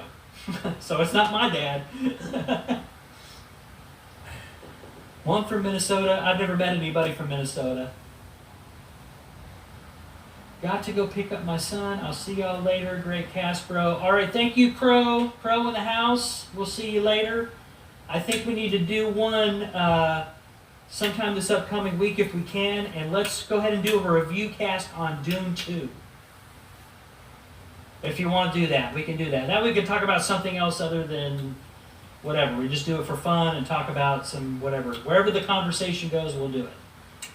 All right, brother. Take it easy. Crow in the house, guys. Thank you for stopping by. Appreciate it. But yeah, this whole idea, this whole narrative that he tries to put out there that the FBI is coming to get you, and I've got these detectives, and you're going to get, I'm requesting 30 years, and I'm suing you for $4 million, $10 million, $15 million. I'm going to make your kids watch me bulldoze your house. None of this stuff is bothering me. I'm not whining and crying about it. I just think that it shows weakness on his part that he's so insecure about my opinion about his products, or he's so offended that I've been pointing out, along with other people, how he manipulates words and manipulates demonstrations to take advantage of other people. So that he always, he set the chessboard so that he always ends up on top with PayPal and all this stuff. But see, the thing is, they're getting more and more information about him and what he's doing. Now I think he's not even guaranteed or something. I know PayPal is taking a strong look at him and his company and his company's history with these complaints. As far as I know, through the grapevine, he is being investigated pretty heavily by them, and that's all I can really disclose about that. So, hey, they're just words, and that's all he has. But what we do in this community with sharing information that is actually helpful to people, and when we learn something, we share it. When we discover something, we share it. When we come together as a group, as a whole, it's better for other people when they come in and they're looking for information and different ways of doing things. Whether they pay a company to do it, and a product from a company like Partey or CROWS screen paint mixes, or they do something on their own. Brother Derek says he thinks people will feel sorry for him and buy his paint. It doesn't work, so he lashes out. Right. And that's what I believe the guy's tag was, Dung Flinger, if I remember correctly. Kind of funny. Kind of funny name. And it reminds me of the game Elden Ring, because there's a character called the Dung Eater. I think that the tag was Dung Flinger, and he said he bought 2 gallons of this for a big screen and he even bought a projector that Kenneth Berg recommended. I think he ended up buying either one of the Sony FH30 or the Christie LW505 or something. But he bought a projector that Kenneth Berg recommended to him. And he bought 2 gallons of, he said it was the Christian paint? I'm not sure. I have to go back and check the comments. And he tried a little bit of it and was like, he thought he did something wrong, right? That's kind of a theme that we hear from people when they are displeased with what they see as a result. Immediately, they think they did something wrong. So again, with this guy, the Dung Flinger guy, he reached out to Kenneth Berg and said that Kenneth Berg was immediately defensive. Immediately defensive. So he did, as far as I'm concerned, he didn't want to hear what the problem was, or hear the guy's perspective or point of view or whatever. He immediately got defensive, and I think the guy ended up having to cancel his Super Bowl get-together. The black bed sheet I found in the closet killed his paint. When you made the video about the Yondu, the first one you made before I got it, that bed sheet killed Kenny's paint. The Yondu crushed it. It buried it. It smothered it. And then I did another one on top of the ones that you were doing. He wants 5 minutes. I'm sure he does.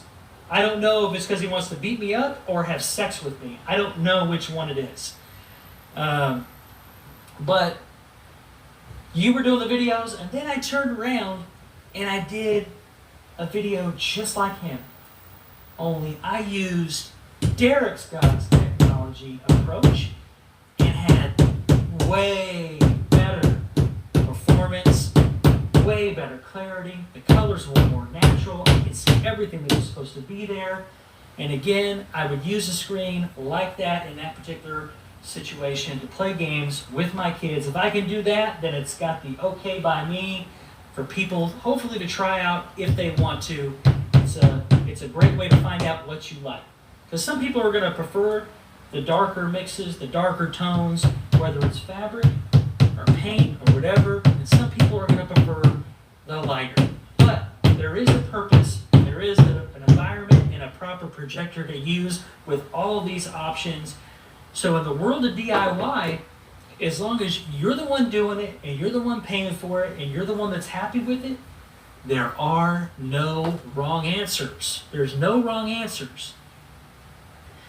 So the fact that across all these different channels, we have all this different types of information coming from everybody, but we all recognize that Ken is lying to people, he is taking advantage of people, he is bullying people and intimidating people in order to keep their money. And he's charging ridiculous prices. He's trying to put his company and put a false value on his company and his product, but trying to align himself at the top of the heap with the bigger projection screens that are made for the big budget clientele. That's what those screens are made for. You having the Screen Innovations, no, it's not Screen Innovations. It's an Elite Screens. It's not an Elite Screens white screen. I'd like to have one. I almost bought at one time. There was a guy upstate that had a 92-inch Screen Innovations Black Diamond 1.2. It was one of the earlier versions of Black Diamond. I think And you know I what this almost is. bought it, but somebody else grabbed it before I could get it. I don't know what to do So with I that. missed I out can't on do it. it. But I almost had it. I was gonna do it too. I can't do I was gonna load up in the Tahoe and go up there and take it apart and load it up and bring it home, and somebody else nabbed it before I can get it. All I have, if you go to Amazon right now, yeah, it's certified. Yes, it is certified. If you go to on Amazon, like on your web browser, and just put in Elite Screens manual pull down, you'll see the one I got. It's black. It's a black casing. I think it's the manual B series black casing, and it's 85 inches. And they have them. You can get them in huge. You can just get them in huge sizes. You can get them in huge size. I think like 150 inches or something. I mean, it's like they're huge. Alejandro says, "See you later. Y'all have a good evening." You too, Alejandro. Appreciate you stopping in. It's been a really great conversation with you guys this evening. It's been a lot of fun. And this is exactly what we gotta do. That's why he's so mad at silent. Well, because of my screen? Because of the white screen? Or because I did the video saying test your screen against Kenneth Bird's? I thought that was a good opportunity. And you know what? Here's the thing, Derek. I got to give credit to you for that, because when I did the video with the Yondu, I just did that for you so you would have more information. But we can also, you would see what you were getting as in relationship to Kenneth Bird. So you had an idea for what the quality was going to be like and what it would look like. So you had some reference. That's why I made that video. I made it for your benefit. It really didn't have anything necessarily to do with Ken. But when you use that, and the way that you use that, it triggered the idea in me, through the Spirit, through you onto me, gave me the idea. Silent, you're sitting on like 5 different versions of Kenneth Bird's products over the last 2 years that you've been involved in this. You have a white screen, which means you're not shifting anything one way or the other. Your white screen is neutral. So in theory, if somebody's using a white screen, they're seeing what you're seeing as a neutral point. If somebody's using a gray screen, because you're using a white and it's neutral, they're seeing that same content on a gray screen. Very similar if they were just watching it on their own. Or even a black screen, like God's technology. Or Sirius C. Or whatever else anybody is using out there that's on the darker end. You can test your current setup against known Kenneth Bird products that I have collected over the years. And Brother Derek says, and my bed sheet killed Kenny's paint. Then I got the Yondu. It really put Ken paint to shame. Yep, you sure did. And he doesn't like that. So, again, if we weren't supposed to do that, if we weren't supposed to get those ideas and get that energy going where we were doing those videos, do you think we would have been able to do that? No, we wouldn't. If we weren't meant to do that, if he was truly blessed in that way, we wouldn't have that impact that it's had. We were supposed to do that. Because Kenny has to make a choice. My heart tells me Kenny has to make a choice. He either needs to start doing right, or he can continue doing wrong. Now, he's been doing wrong for a while, and we see where he's ended up. In the garage, alone, struggling, angry, depressed, all that. He's going through all that.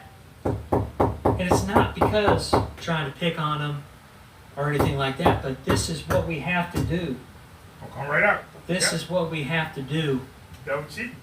To either protect people or to enforce a change into that man that he needs to have, that coming to Jesus moment. and figure it out and either clean it up or ship it out. You know what I mean? I don't think Kenny has had a sale since November. I think you are 100% right. Ken won't change because he blames everyone else for his failures. And that has been a continuous trend that I have noticed with Ken. It's always everybody else's fault. You ever realize that? It's always the customer's fault. It's always always somebody giving him a hard time one way or another. It's never him taking ownership of the things that he does and the things that he says. And when you do that, it catches up to you eventually. Ken had 4 sales in January on what he leaked from his, and so that would have included the one from, but again, that was before the FLE launch. So he was, but though, here's the thing though, those 4 sales in January were from the batch number, what was it, T? November, right? Fuck you. That shit hurt so bad. He was using the same batch number. I thought he made 200 sales. That shit hurt so bad. Right. And that, yeah, exactly. Yep. Yep. It's, you know, the things that, you know, you're able to pick up on those things that he's saying now where you're like, okay, this isn't adding up. The things that he's saying is not adding up. The way that he's doing his demos are not adding up. You know, he can be mad at me and think that this is all coming from me or Crow or whatever, but he's the one making the videos. He's the one saying these things. He's the one doing these things. It's not me. I'm not doing it. These are things that he chooses to do and he chooses to put out there. Like you said, Derek, Ken is somewhat of a celebrity in this very small sector. But he's not a celebrity for doing the right things. He's a celebrity in a way, if you want to call it that, because he's known for doing the wrong things. There's 4 dummies, buy his paint. Wow, we got to do better, 4 victims. I think we have been doing better. I think we've come into a new part of this where it's not just Crow anymore, or Danny, or me, or, you know what I mean? We've got so many people that again, I'll say it, we got those seasoned eyes now. We know what to look for. We know what he does, and we know how to spot it. We know how to record it. It's even better than knowing how to look for it and what it looks like. But the fact that we can use what we see and we're able to record it and make a video that makes sense and people can comprehend it, that's dangerous. That's the shit. Super dangerous. Shit. Because we've developed that way of breaking down what he does and the things that he's saying when he's trying to manipulate and play the field, so to speak. You know? I used to call him a fisherman because that's all he's out there, fishing all day for a victim. Fishing all day for somebody to impulse buy on that stuff. Well, now we know how to approach people, and our videos are getting in the mix with how he floods YouTube, right? So when he makes those 6 to 8 videos a day, that's not by accident. That's because he wants to have as many videos out as possible. He doesn't care about the views. He doesn't care about the tracking or the analytics. But he wants to weed out and drown out the videos that Crow used to do. And then shortly after Danny and some other people were doing. And then I came on the scene. And the more videos he was making, the more he was trying to flood it. But now there's so many people that cover this that our videos get put in there. So now when I make a video about him, I make sure to put that Black Series Edition LLC in it. Because the people search for him, anything in the search algorithm that has that in there, Black Series Edition LLC, is going to pop up. So if they go scrolling down, they're likely to catch one of those videos that I did. or one of those videos that Crow did, or I'm not maybe gonna hopefully do one of those videos that Derek did, or T did, I can't or do even it. Danny, or Roger, or Phantom, or whoever. If you're tagging him, if you're listing his company name in the title or in the description, Black Series Edition LLC, it's gonna affect the search algorithm. And now our videos are being more watched along with what he's trying to put out there, and it's definitely affecting things.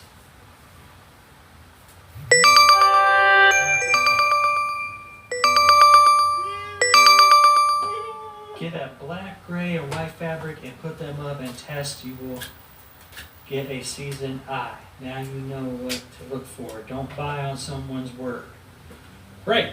And that's what we say. Do your research. And I try to tell people too, don't just take my word for it. Don't take my word for it. Don't bank all your decisions on what I'm telling you. I'm telling you to take what you can from what I'm saying and then go watch somebody else and see if they're saying similar things, and maybe take something from them that I didn't cover. Because maybe that person knows more than me. I don't know everything. You know what I mean? I'm comfortable in what I do know, but there may be a point of view or a perspective that I didn't think about, maybe somebody else did.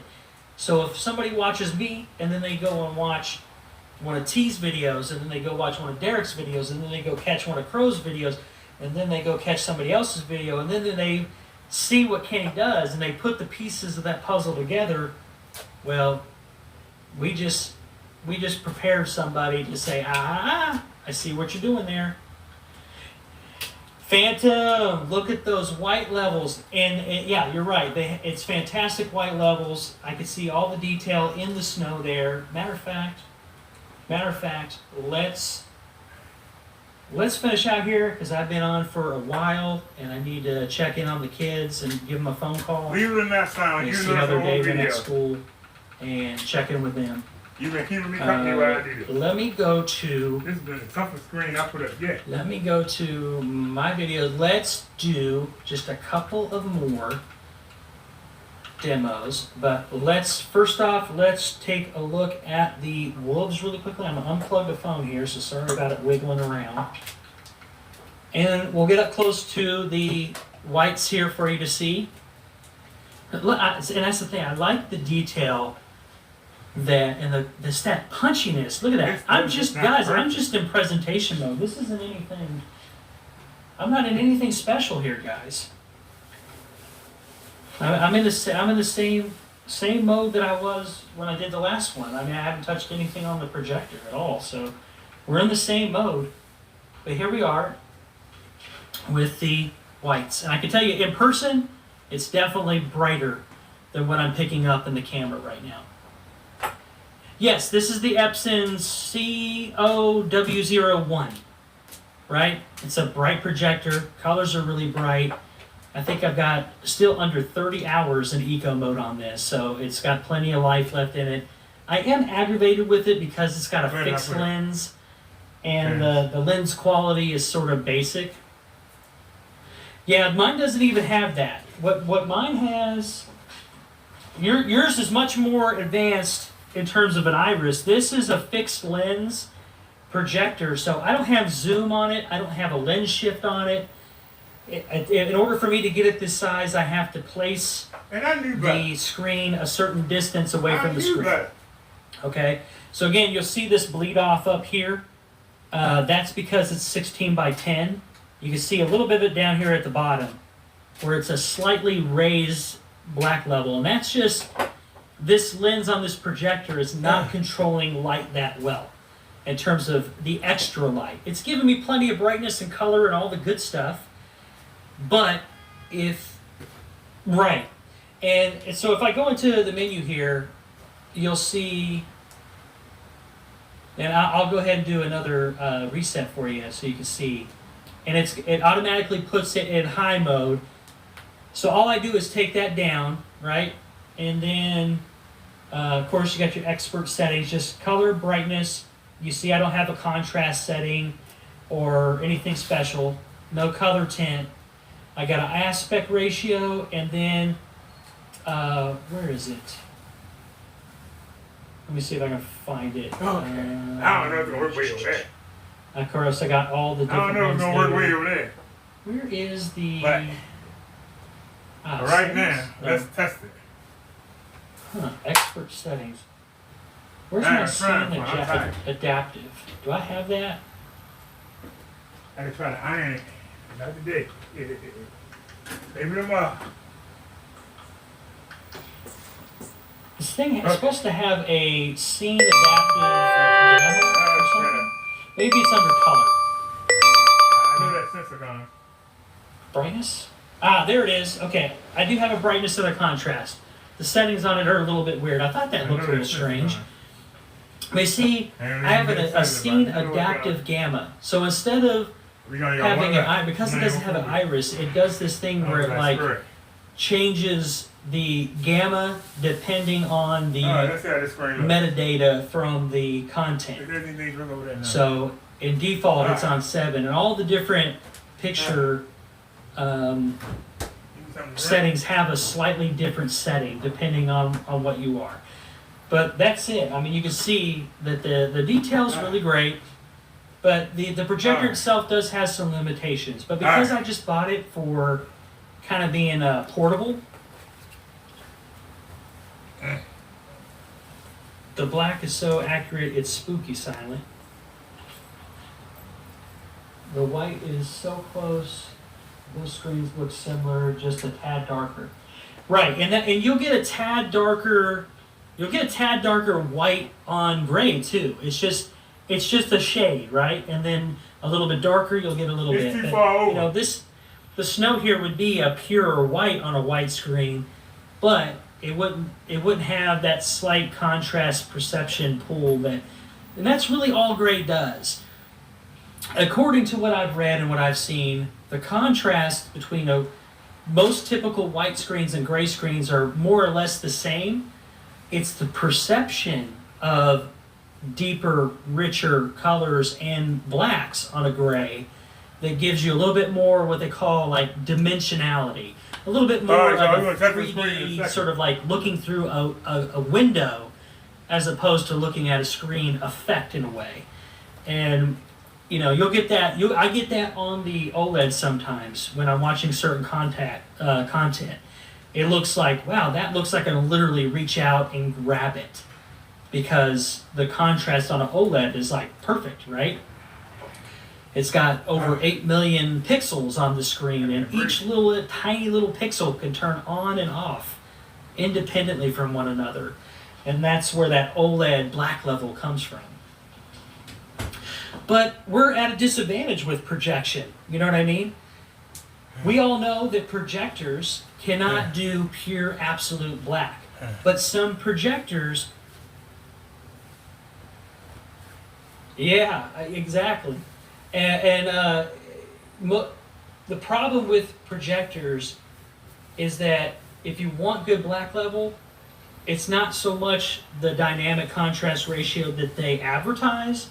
We hear these words like 2 million to 1, like my JVC has a native contrast of 50,000 to 1. Those are advertising numbers. Real sequential contrast is always going to be much, much lower. Your eyeballs can only see up to a certain amount of ratio, the difference between light and dark anyway. What really gives a projector really good corner-to-corner clarity and perception of black let level, me play a regular video. In a dark room. I gotta fix that at the bottom. The lens and how the lens traps and handles the light moving. I might have through to iron the screen. And how it focuses that light beam. Hold on. It makes a huge difference. And then also lumens. How much? Yeah, we got work to do. That's not even even. I'm so tired. I can't get it right. That I've been working on over the past little bit of time. I've looked at so. Yeah, I can't get it right. I'm hurting. I ain't gonna try in front. I'm hurting. Yeah, I ain't gonna try in front. I'm hurting.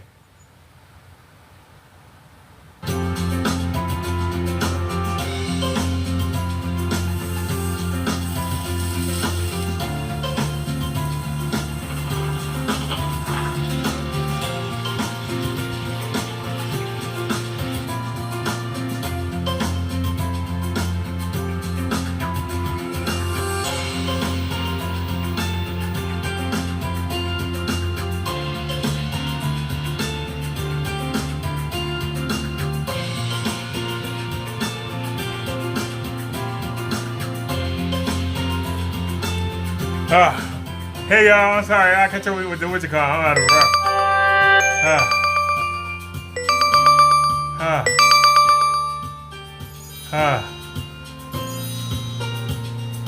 I'll admit it. I never handled that kind of screen before. I told you.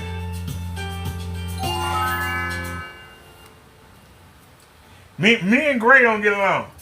I don't know what it is. No matter what kind of material it is, if it's gray, it wrinkle up.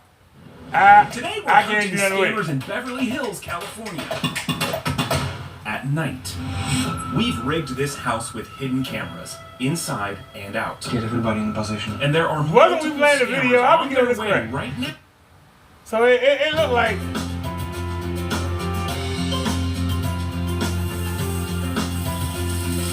So I'm at the tuck the screen up some.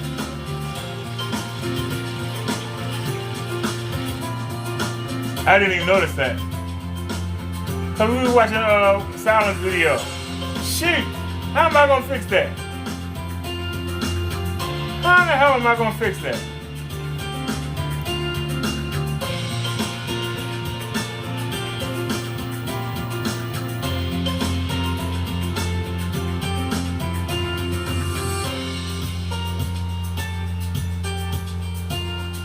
I pulled it as tight as I could pull it.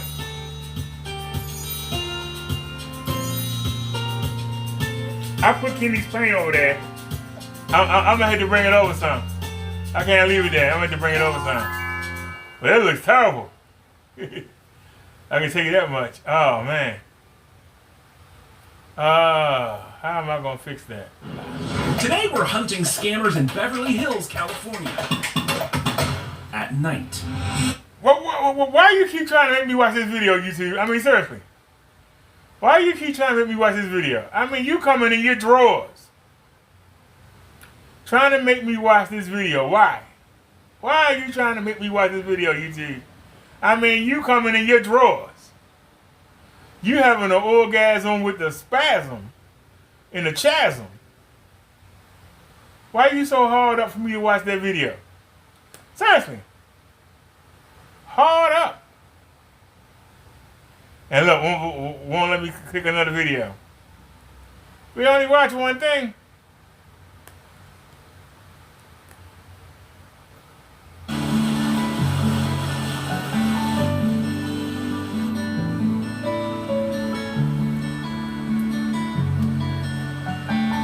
Kenny paint, you can't see nothing. Got done. Well, hold on, y'all. We're gonna get up and I'm gonna see if I can pull that up. I think I can pull that left side up. And then see if I can pull that right side up. And Kenny paint going to come over some.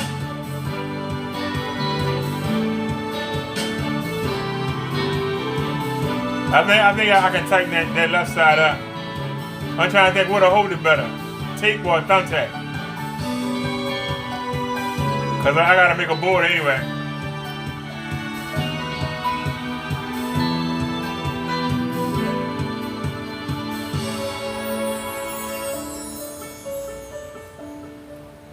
And I don't know how the projection screen came in some. It got smaller.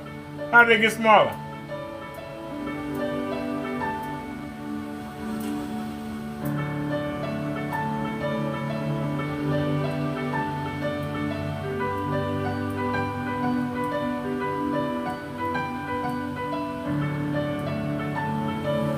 Woo, I'm tired.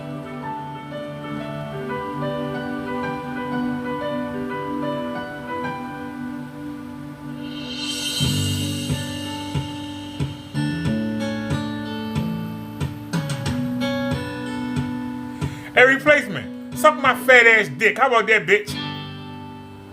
Coming in here talking shit.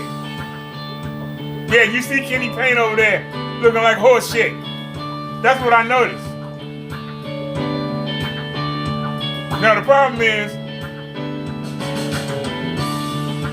that's not 150 inches. That's not even 100.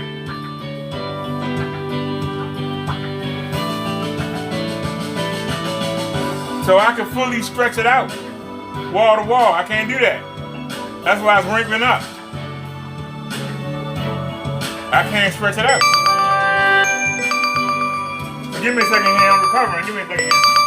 But you ready to get back at it? I'm about to come back up here and try some more thumbtacks.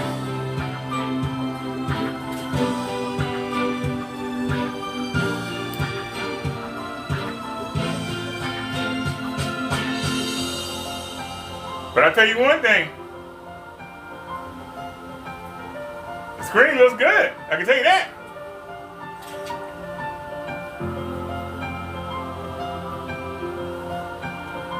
I don't hear you saying nothing about that. Look better than that shit that Kenny did.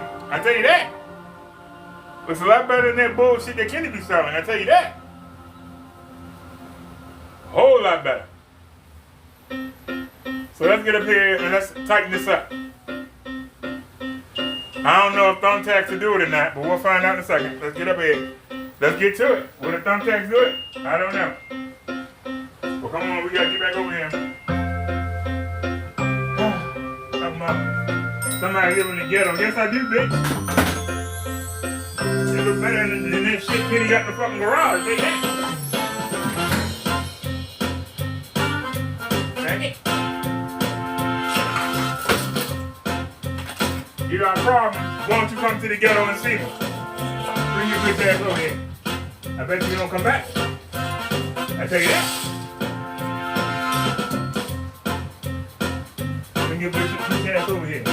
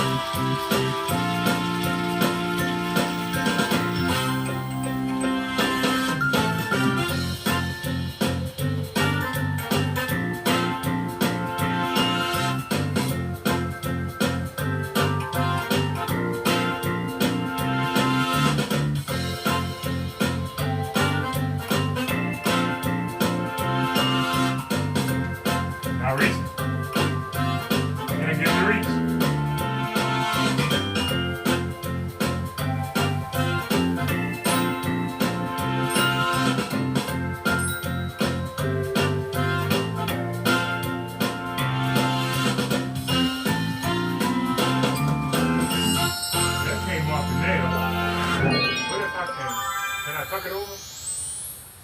Did that help?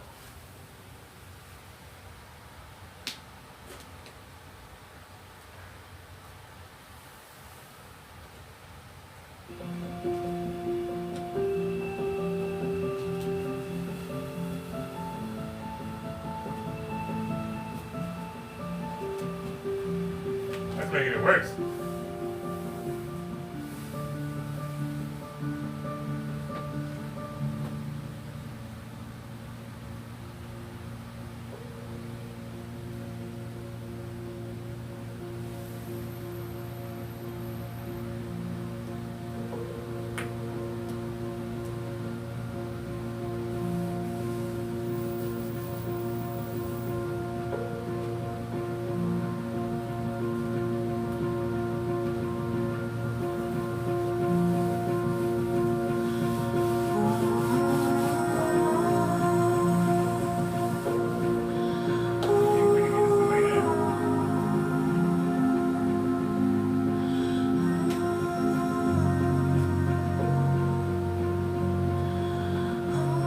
I can't get lay down.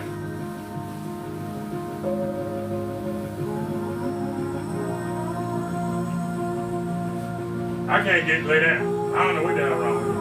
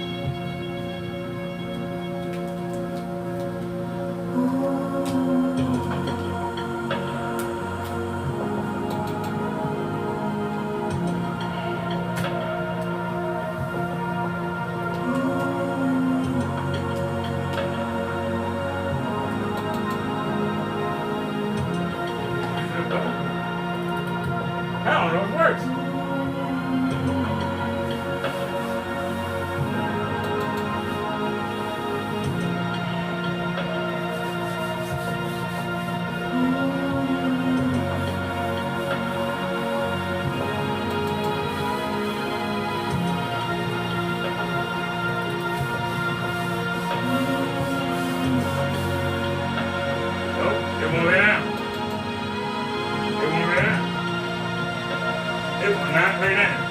No matter what I did. It won't lay down.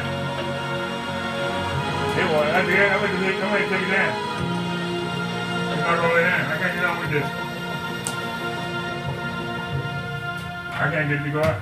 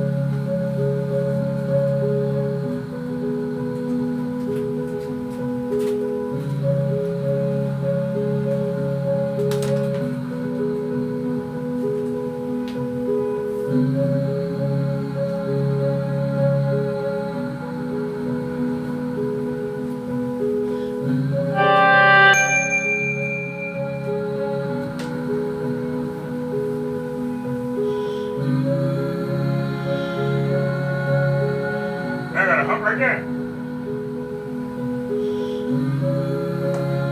No!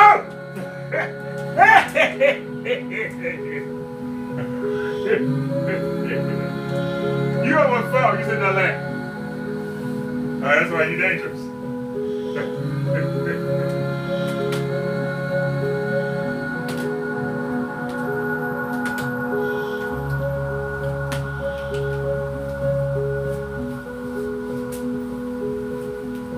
Hold on now.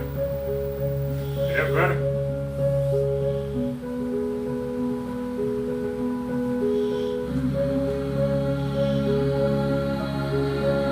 A little bit better.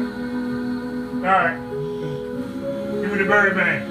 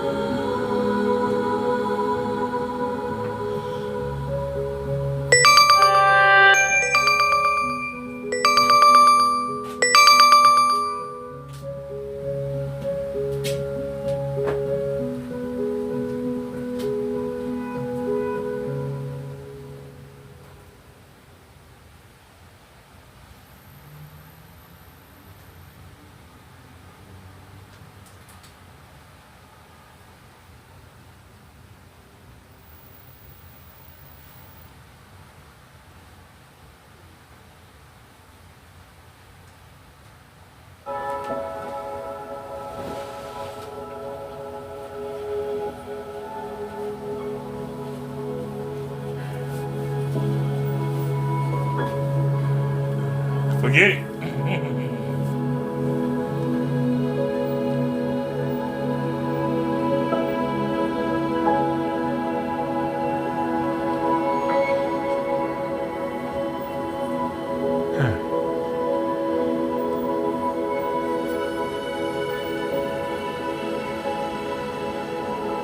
Hey, replacement.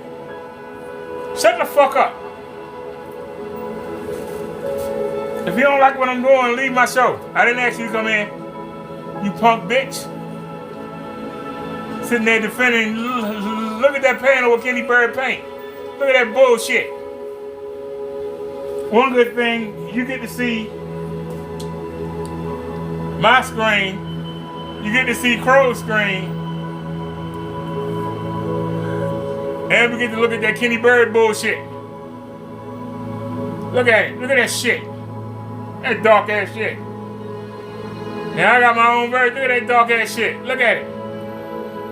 See, all I gotta do is just yank that down. That's not a problem. We got it for testing. I can yank that down. I don't see you doing nothing, bitch. You do a demonstration. You do a demonstration. I need to put some more tape up there, and it's not level.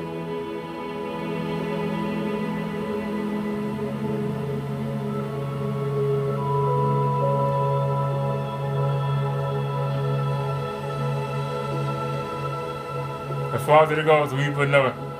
If we're gonna keep that up there, we gotta put another piece of tape up there. Move that over. I think I went too far in.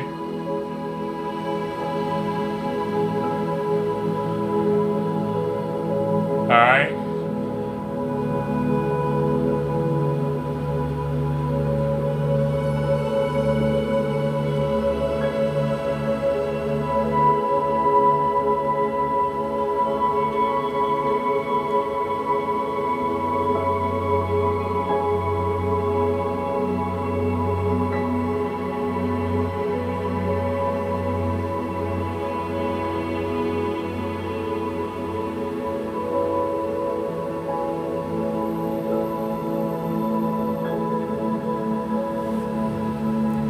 Wait a minute, something ain't right.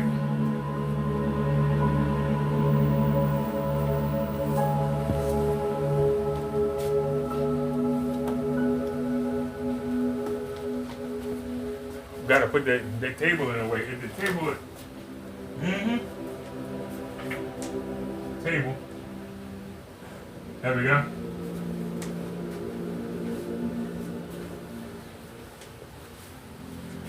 Yeah, we gotta decide if we're gonna keep that up or not. Cause I can fix it. I can put the tape and border it up. What? By then I'll be testing the screen. First problem is it's not big enough. But how does it look? That's the question. How does it look? And we can still see the yondu on the side. So we actually got 3 different screens up. So while these guys is running the damn mouth, we actually got 3 different screens on the wall right now.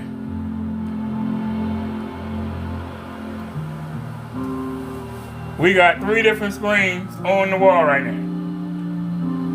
You got Kenneth Bird, a sample right there.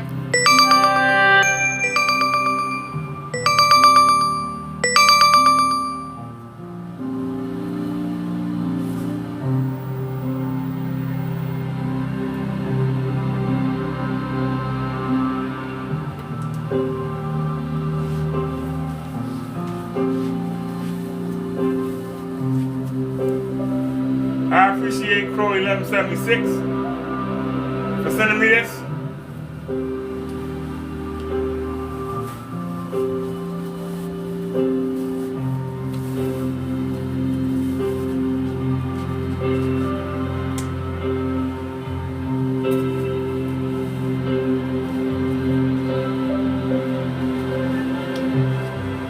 But I don't see much difference between this and the yondu, yeah? Y'all see a difference?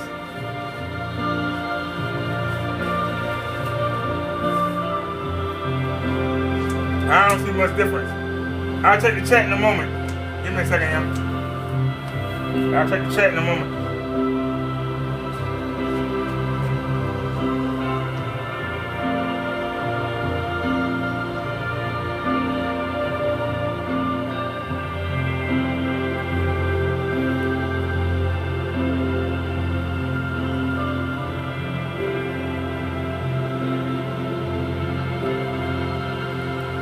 Like I said, on the 3rd, we're going to CROWS Technology.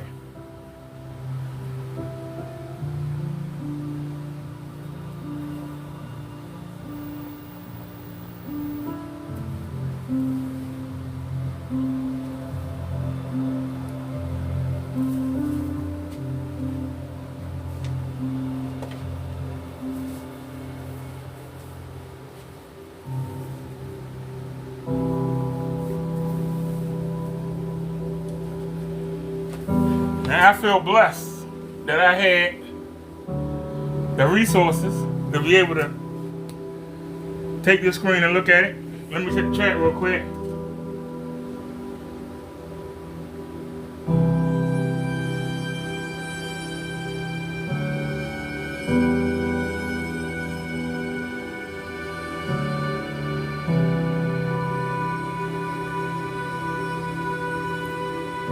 Yeah, one side was darker than the other. I went with the white side.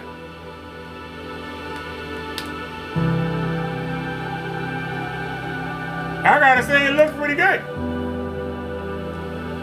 Let's now how long I'm gonna leave it up, I don't know. Cause it don't look much different than the other screen. Be honest with you, but let's take it for a spin. Let's back out. Let's back in. And let's do a black test. Black screen.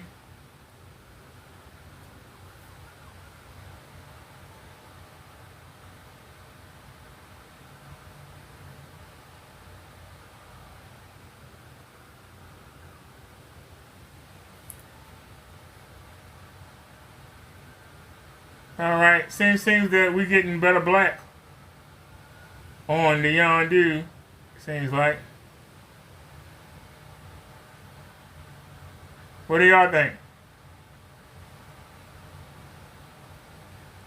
All right, let's try another test.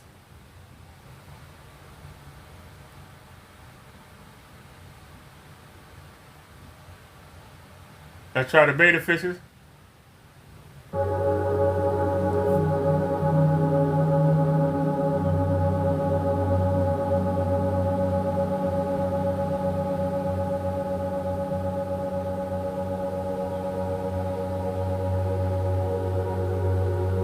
Well, Kenny's is definitely black. I don't know about that. Oh, hell no. Look at that shit. Oh, hell no. Oh, hell no. Oh, hell no. Oh, come on, Kenny Winnie. Oh, hell no. Look at that shit. Oh, hell no. Oh, no. Oh, my God. Who the hell gonna buy that shit? Oh, no. That's bullshit. Oh, no. Oh, my goodness. The fish was gone. That's the FLE Jimmy Dwee. Ooh la TT. He should get that shit for free. Let me check the chat. Wait side. On the other side, you can see the black border has overspray from paint on it. The other side is the painted side, my friend. I put the wrong side up. Are you serious? Are you freaking serious?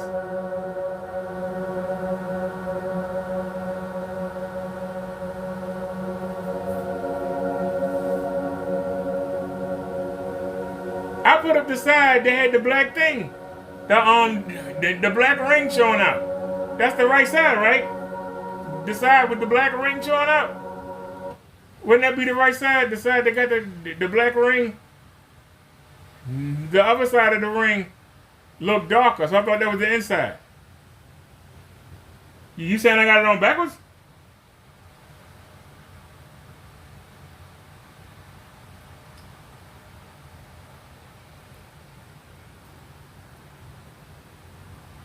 Well, Talk, I was up on the wall, man. I didn't see what you were saying.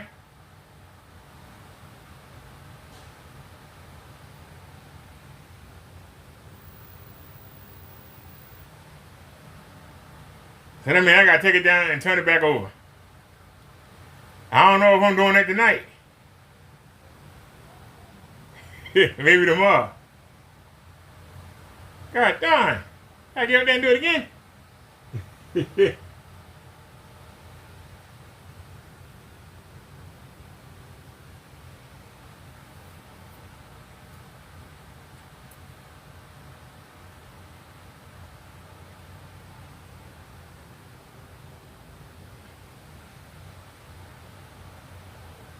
Like I said, it's already a deal breaker. It's not.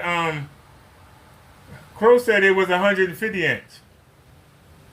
The Yondu is 130. So I think this is a 120.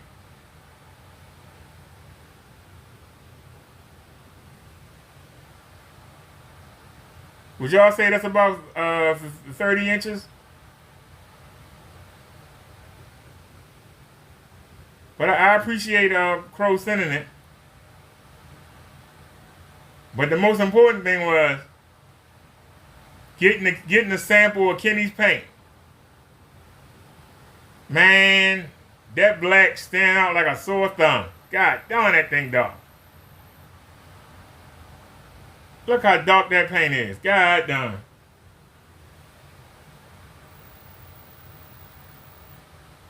Oh, Silent Way says do a white screen. Says, all right, hold on. Give me 1 second.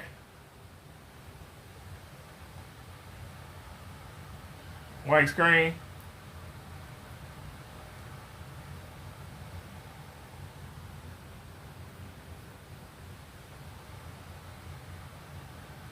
I can tell you,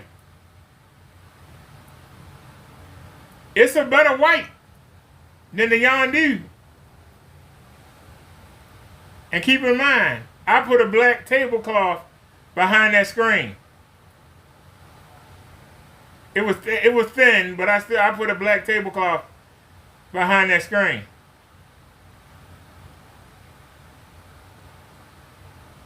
So Kenny said he has enlighteners. Where is it?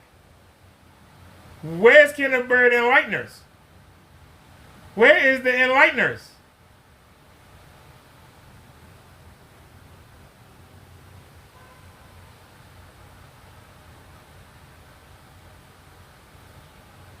Where is the enlighteners?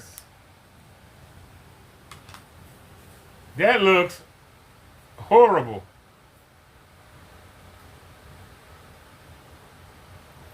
Where is the enlighteners?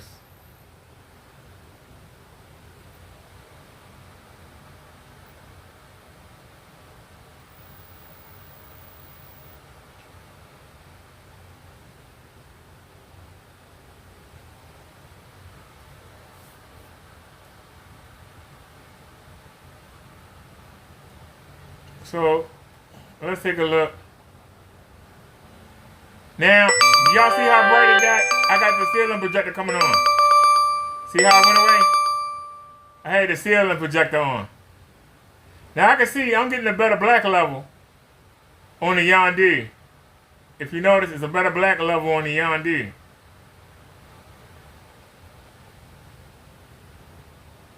So y'all saying I used the wrong side.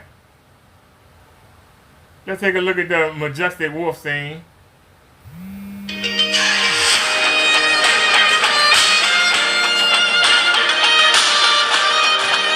About a trip for tomorrow.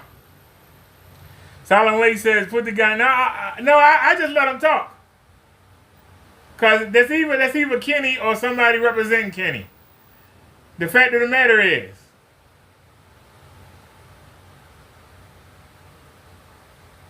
that was a nice experience. Now, whether I got the right side up or not, the white level is excellent. What I'm more concerned about is Kenny Winnie paint.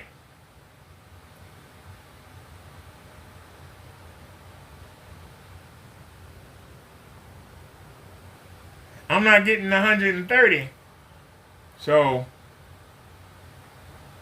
that's coming down anyway. I got to have my 130.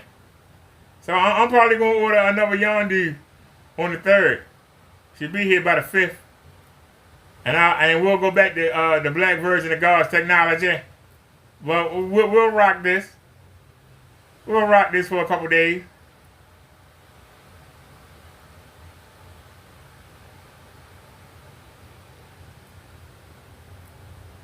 Kenneth Bird paint is trash. God darn. Y'all think I should move it to the center? Would that help it? If I put it closer to the lamp? Would that help it? Because that paint look like shit.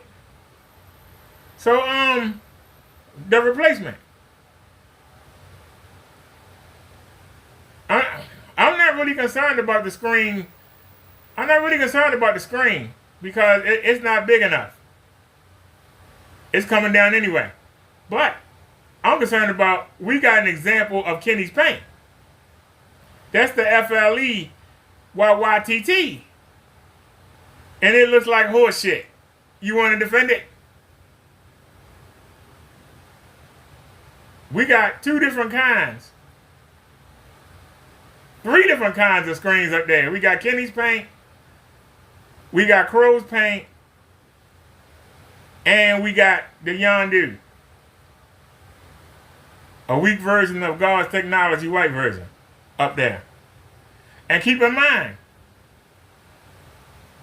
that I did put a black tablecloth. It's thin, but I put a layer of black tablecloth behind CROWS screen.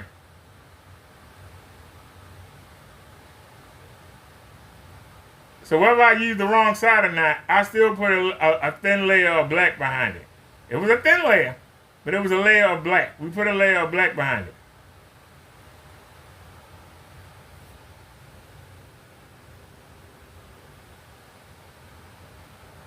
So even in error,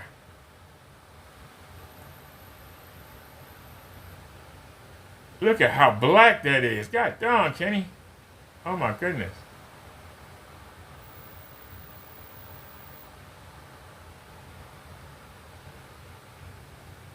Let's check that out.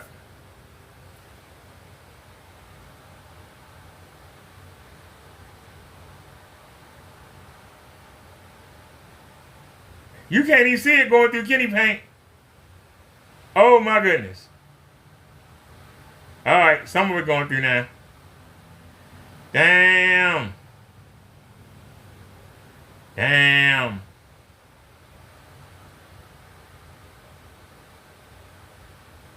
Y'all think I need to bring it over some?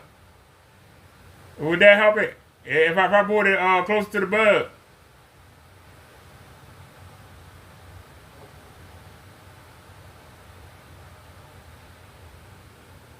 Damn.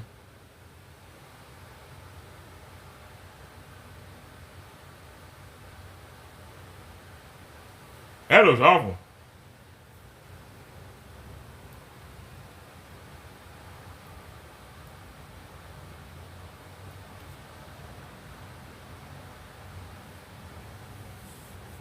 Simon says, put the guy on the timeout. He had nothing to the conversation. He's a twerp with nothing but negativity in his soul, a loser. He said, come back later. Replacement Thomas and Destroyer. He said, he'll be back, that's for sure. You're doing a demo and learning as you go. Carry on, dude. I said, yep, it will always be on the white screen for sure. He said, you guys don't believe in freedom of speech. Hey, Destroyer, lick my crack, man. Seriously.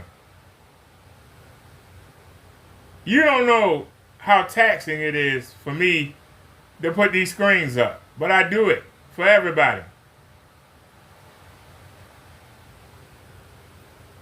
You don't know the effort it takes to do it. Well, you want to sit there and make jokes.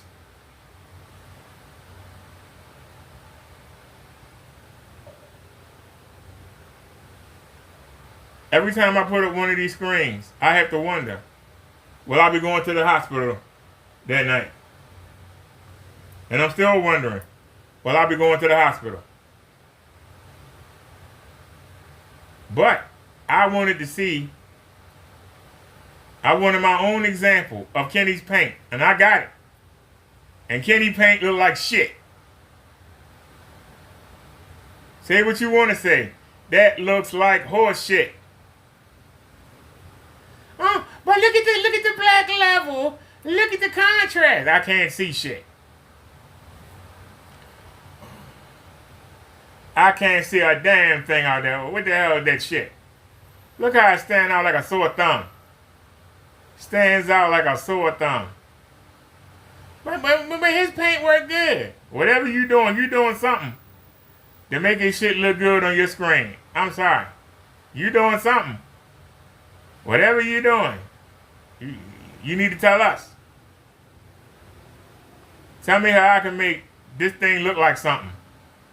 Look at that. How can I make that look like something?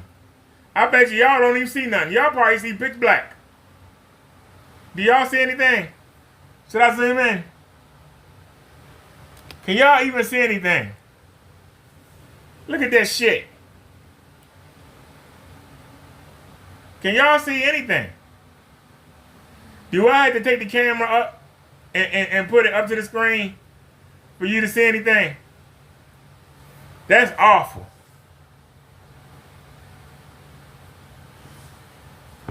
Let me see.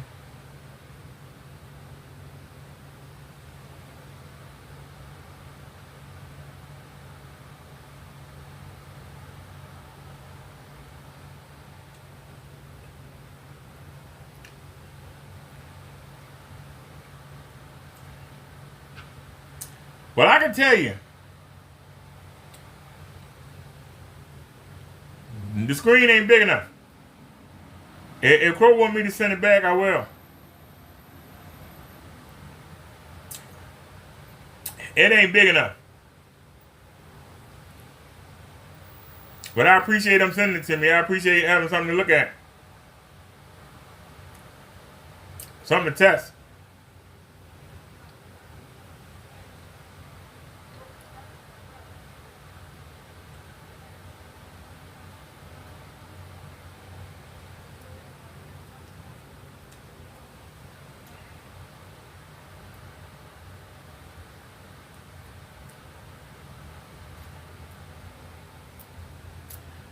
Tomorrow we'll flip it.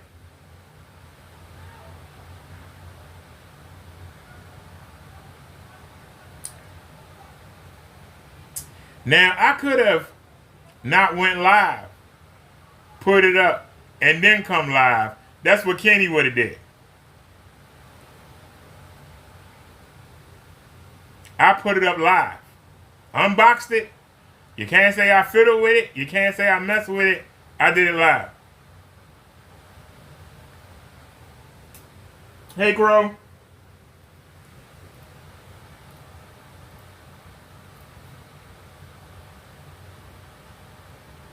You said at first you thought it was another trash can. No, that's Kenny paint. Crow says, well, that's not a fake. That's what you're using at your house. Your daddy's paint. It's not that great. It's how you see the real truth. It's not worth the money. But hey, you got it for free.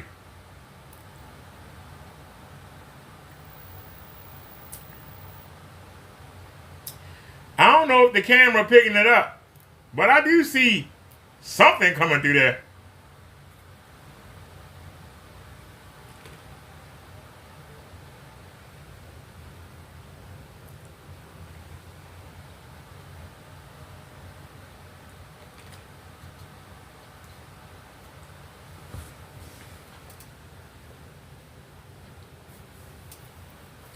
Yeah, I had planned it was going to overlap on the right. It was going to overlap on the left. And I was going to hammer it down.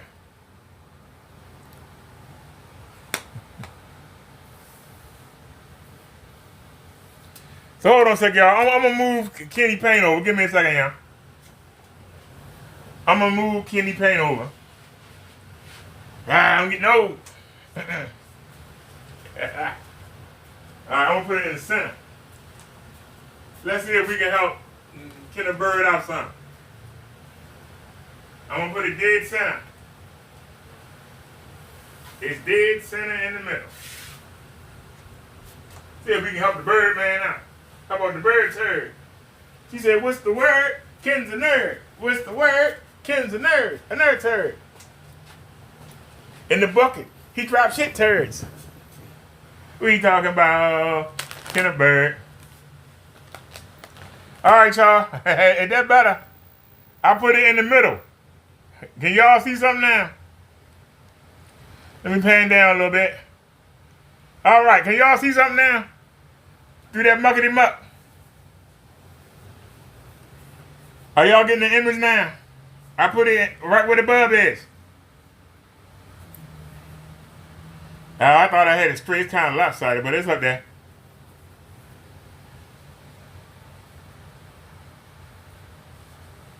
All right, can y'all see the image now? So, come on, Destroyer. Defend Kenny's paint. Are you listening? We're listening.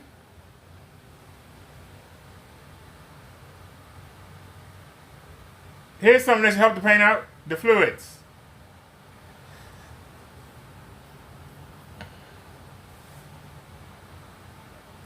There you go. There's the FLE wee wee.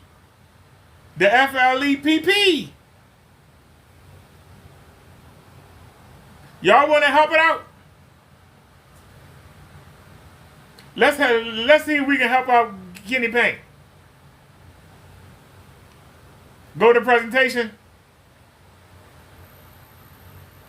And we're gonna, it's on 50. We're gonna put it on 100. We're gonna see if we can help out Kenny. Brightness is on 100. Contrast is on 100.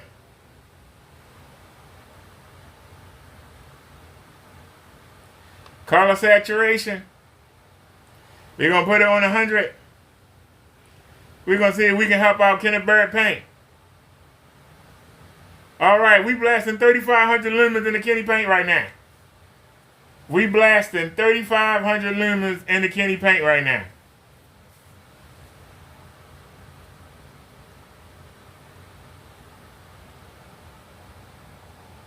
Hey, I appreciate you sending it, Crow.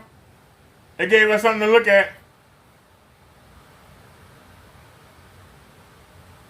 We dumping 3,500 lumens into the screen right now.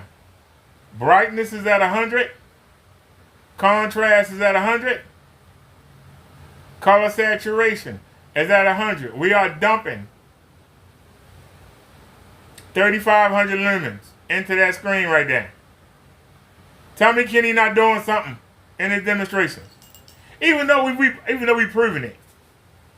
Defend it. Anybody? I'm listening with talk. Defend it.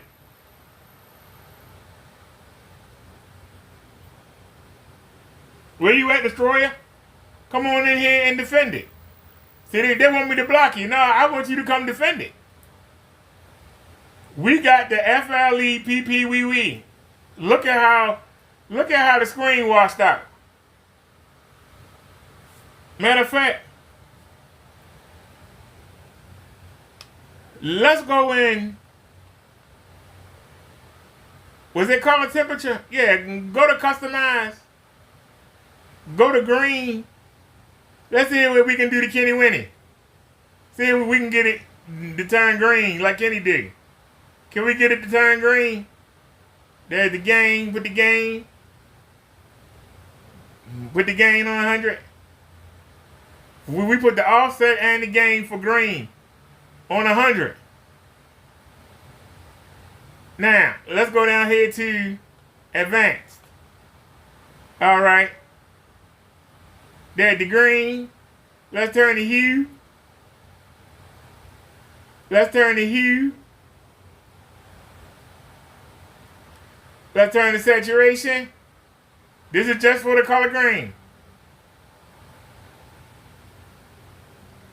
And let's turn the brightness up to 100 on the green.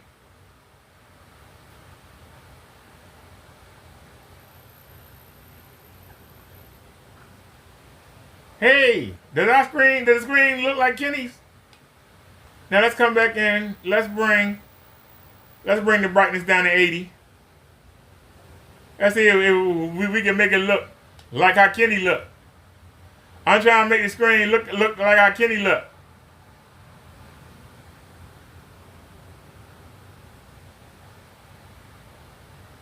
Still can't do nothing with that muckety muck.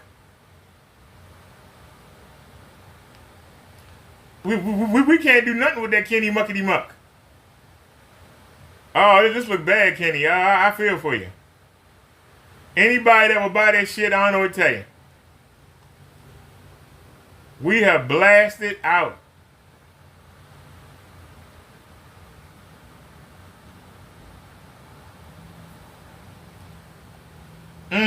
Look at that. That looks awful. Well, go ahead and play it. You want to play it so bad?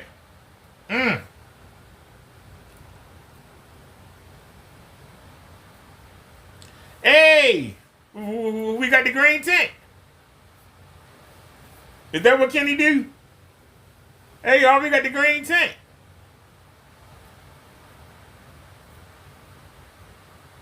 We have white level heighteners. We have sun blocking technology.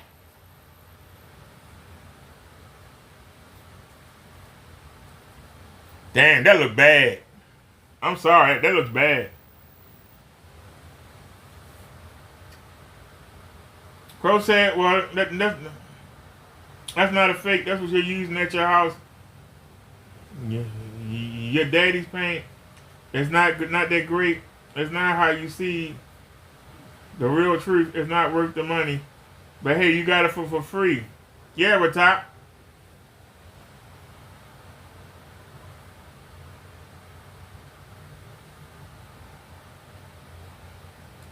Ratak says, oh no, the white screen looks like Kenny.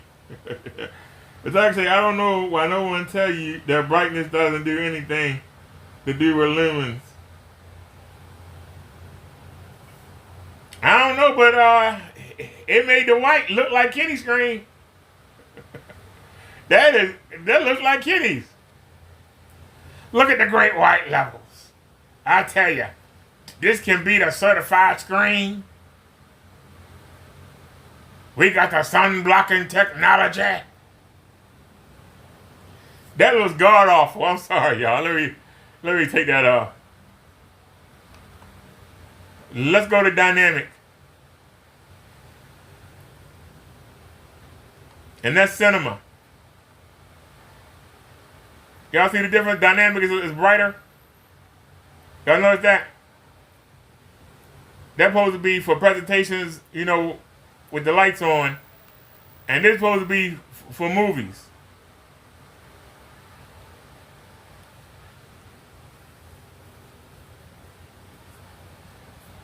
I don't know who the heck would want to watch that. That looks awful.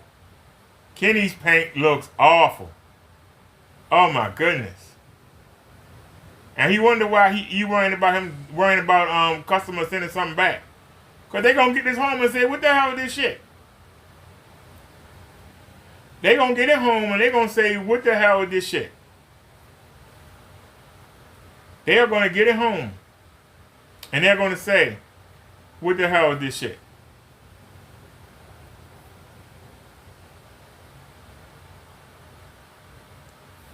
Now I'm zoomed in. Let's zoom out some. We can see all three screens.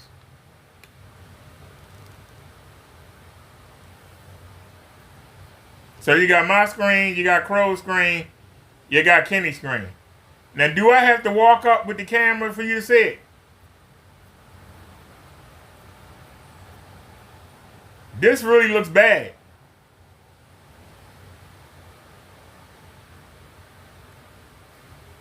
No matter how you slice it, that looks bad.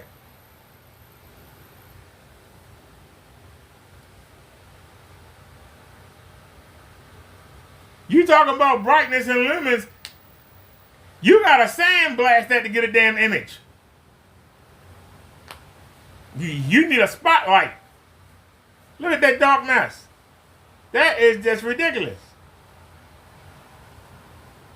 And you wonder why Kenny had to cheat in his demonstrations. This is exactly how it looked when he had the panel over top of his monitor. It looked just like that. You couldn't see nothing.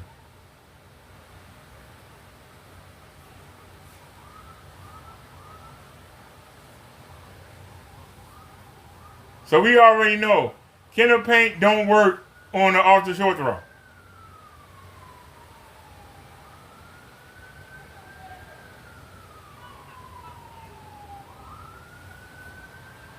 It looked better when Crow was using his Epson long throw. So Kenny paint don't work on short throw. I'm sorry.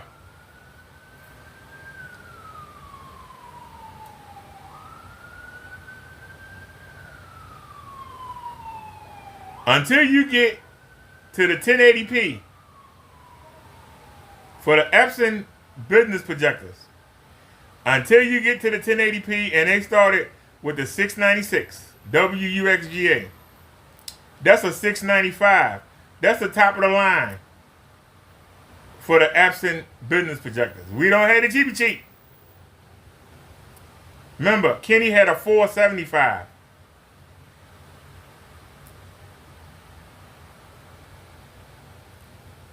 This is a 695.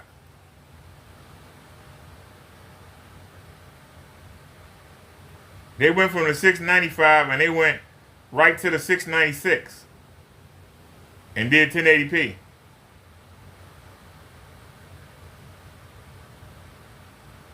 And then they started with the 7s.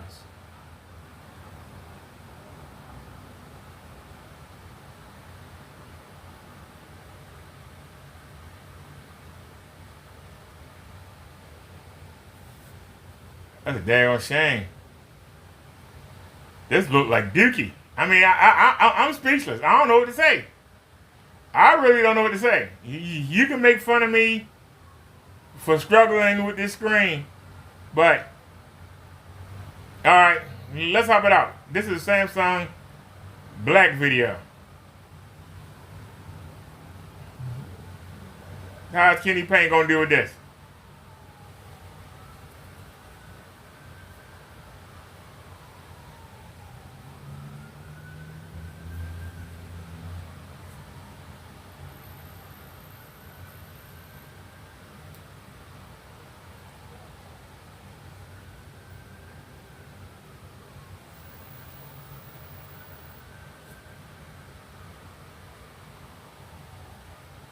Hey, I know what we can do.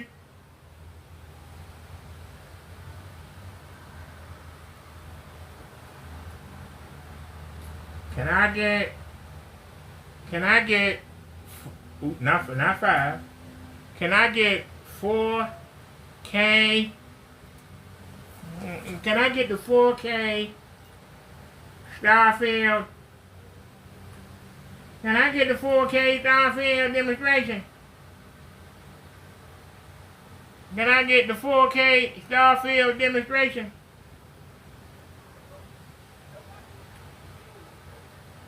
Can I get the 4K Starfield demonstration? Come on, Alexa. I need the Starfield. Can we get a demonstration? Is that it right there? Is that there's something? Let's check it out.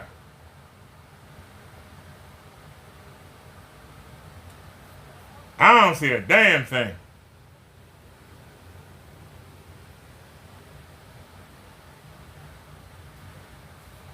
Zoom in. Oh, I see stars.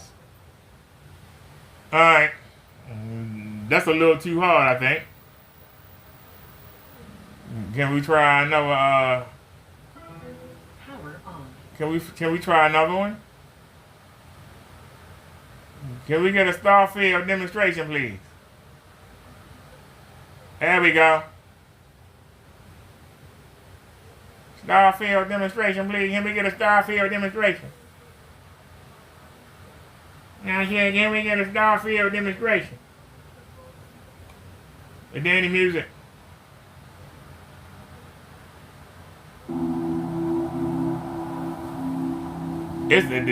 Welcome to the comment. It's gone. Here it comes.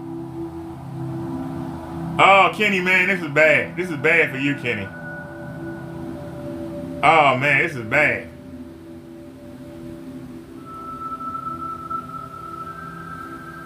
I almost feel bad. I almost feel bad for Kenny. I really do. This is shit. This is horse shit. Damn.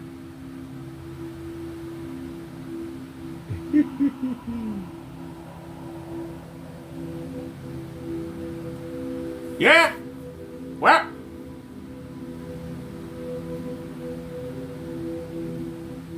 Well, we didn't see you make your videos. But you saw me put that screen up. I didn't get a chance to fiddle with anything. So, am I lying? Is the screen lying to you? I even made it fair. I took the projector up to 3,500 lumens.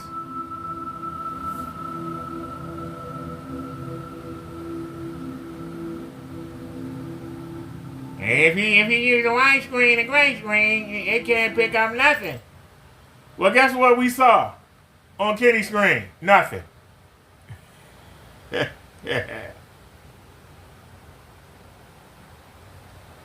This is called the black.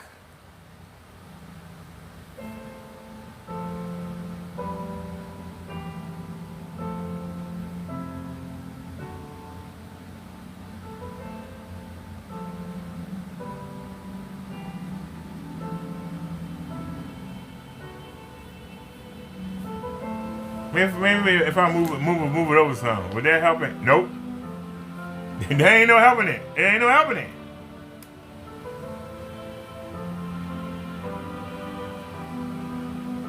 I see a little something right there.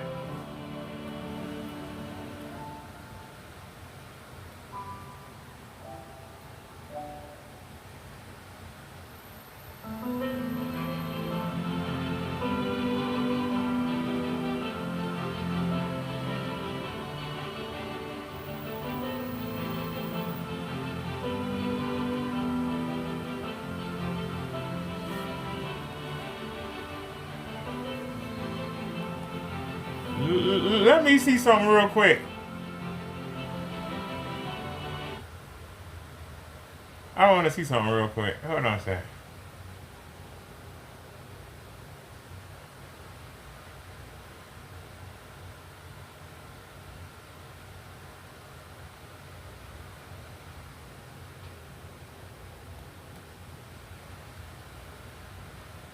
Go to live stream. I think it's a live.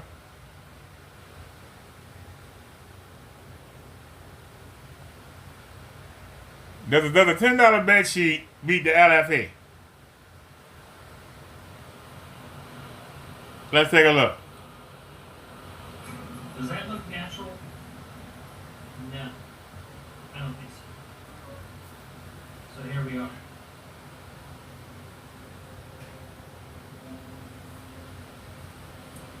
Back on the white. And I'm telling you guys in person, it's got a purpley haze to it. This is not whites. This is an attempt at trying to be creative and be more reflective and have more brightness. Because up until this point, it's been nothing but Lambertian, which is very absorptive. That's part of the reason why it looks so dingy. But it didn't work out too well. Once you skew too far away from a neutral white, as neutral as a white as you can get, you start running into problems. And that's what we're seeing here. Really quickly. I want to see the animal go through it. Hold on. Let's be fair. Or anything. I do it for you. Just to be able to look at it and see everything. See both sides. So we got that tatted black sheet. You want that black level? Going head to head with Kitty Paint. Tatted black sheet. Now you can see CROWS. Wait a minute, let me zoom out a little bit. You can see CROWS. You can see CROWS screen, and you can see my screen hanging out. So now I got 4 screens up there at the same time. We got 4 screens up there at the same time. Who looked the worst? That's a good example right there. Who's you right there? Who looked the worst? Look at that LFEPPWE. Let's go back and see what Kenny Winnie talking about.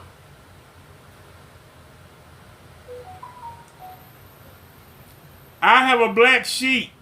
I have a black sheet up there. A simple $10 black sheet. The video called Can a $10 sheet beat Kenny's paint? I ain't bulky, big, gigantic. No, I got a nice looks, and even when I talk, they move. If you know what I mean. The chest moves. You push-ups all day long, sit-ups and crunches, chin up, hard, constantly, all the time, 3 and 4 times out of the thing, constantly over and over again. I can walk from 80 feet, come back, hit it again, come back, hit it again, hit it again, hit it again, hit it all day long. It's almost like being in prison. I can put that right. But yeah, I work out constantly all the time. I got my chin up bar set up. I got 4 of them babies. I went to people's houses and I chin up most of the time. That's how I set this up right here. Using as much as you want. So when I come in there, I'm waiting to be going out for the day. Maybe I can get a couple of 60, maybe 30, maybe 40 in there. And we get out the door.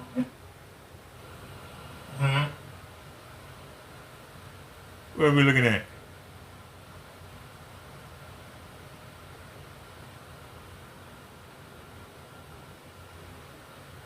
Who's on that horse shit? Let me see on this horse shit. I can't go no further in. Look at this horse shit. Yeah, somebody was sitting there talking about somebody was sitting there talking about our video game.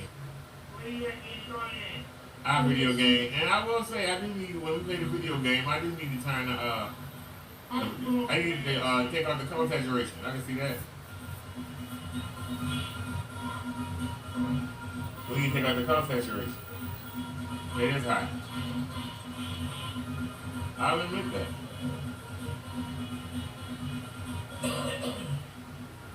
What are you gonna show up on the black? But you can see the color saturation is high. But I'm playing an old 32-bit game from 1994. So that's a good question. Did I play the video game yesterday? Because I think I made the adjustment. Let me see. I'm curious myself. Did I make the adjustment?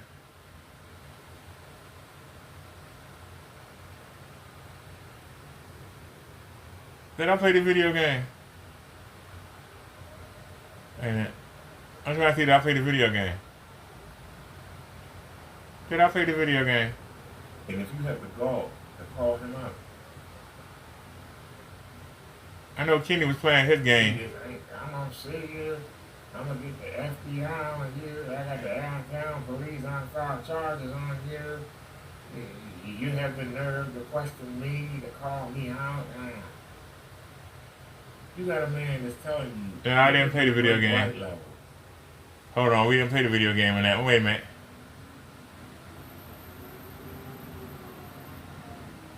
We playing here?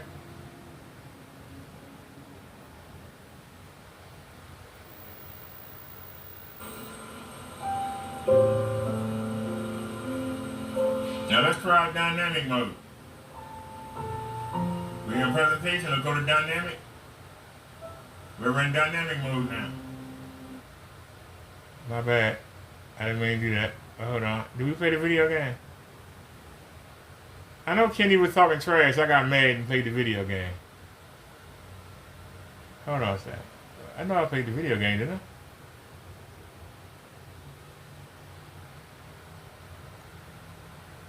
Did I play the video game in this one? Making them sex slaves and selling them off or something?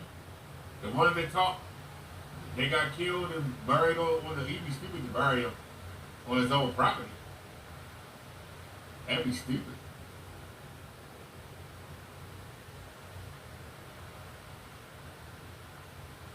Didn't play the game with this one either. I know I played the video game in one of these videos. What the hell? I played it in several of them. You sure it's on live?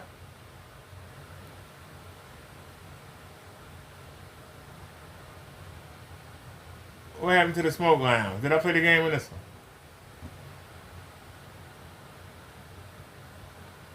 one? I know I played the game. At Lime Green Slot. Unless I'm missing it somehow. I did say it. I'm gonna fast forward. He's playing the game. You already see the lime green. You already see it. It's not in the beginning? You already see it. This supposed to be white right here. That's line right. No.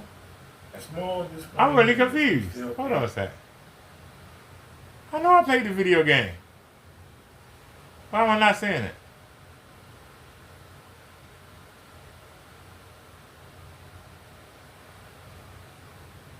Did I play it with the bedsheet on? I did. Okay. I'm looking to show y'all something. So did I make the adjustment? That's all I want to know. And did I make the adjustment?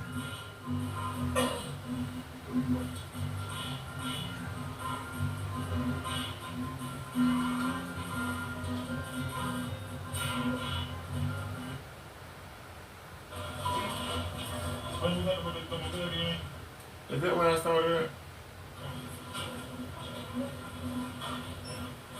Oh, I'm not playing the game. I'm showing a video. That doesn't help. Ain't it? Oh, out here. Where the sword? Yeah, I got the black screen up. That's the extra man. Where the sword? Where the sword? Ah, we in trouble. Where the sword? We in trouble, y'all. Told you. Yeah. Dang, He got it twice. Damn. And he got 3 times. Damn. He kicked that butt. Got him.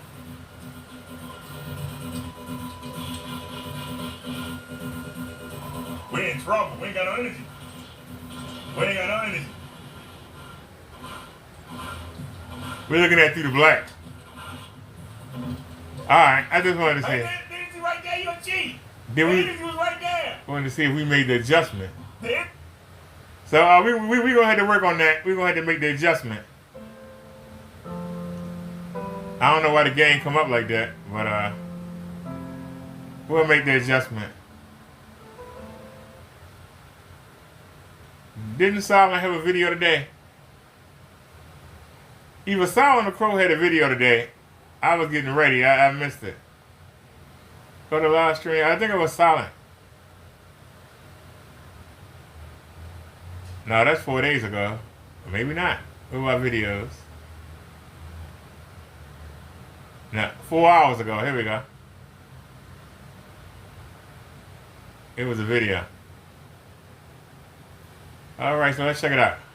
Quick 5 back with another video today. Today we're going to be talking. That's what I thought I was playing earlier. An updated look When I was putting the screen up.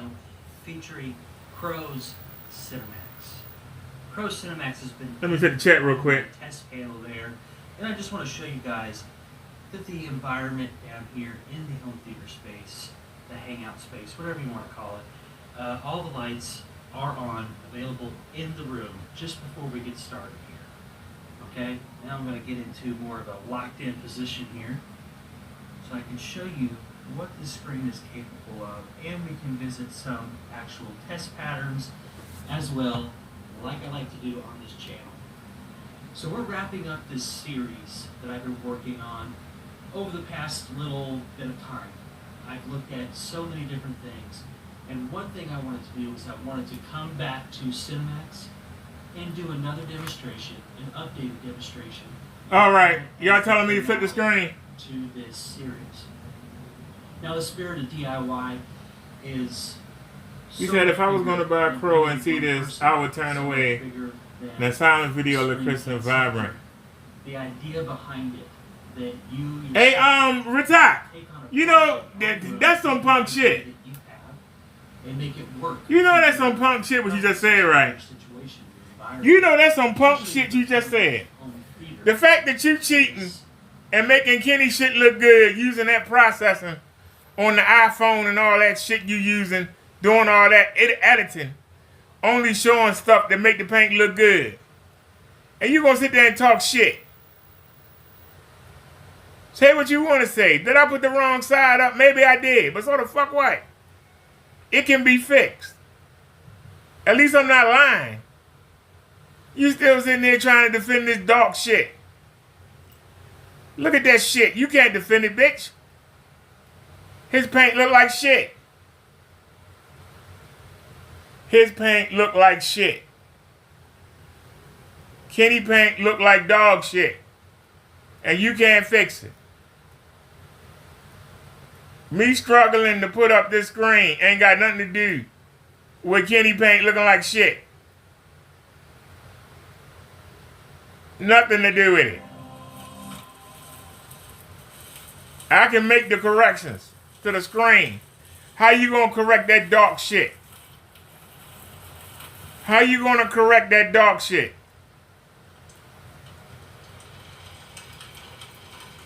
How are you gonna correct this dog shit that we looking at? How you fix it? Dump 5,000 lumens into it? Why don't you do a live stream? Do a live and show Kenny paint.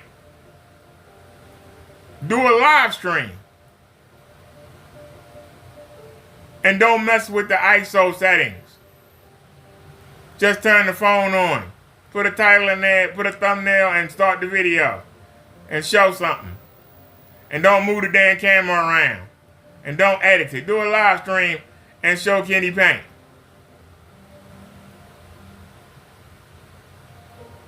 And I'm calling you out. Do it. No edited videos.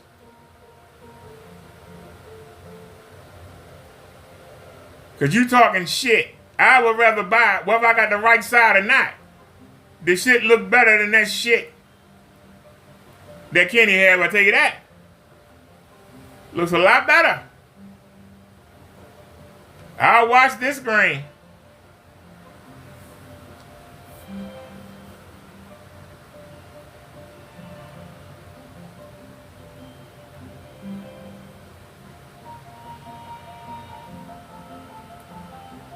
Because if this is the wrong side,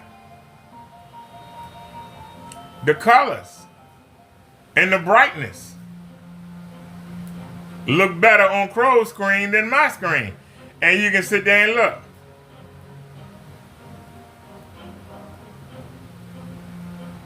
But we'll flip it.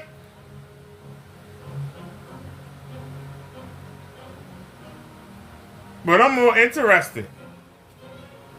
I'm more interested in the fact that we looking at this dog shit that you trying to defend. And it's dog shit. No matter how you want to slice it.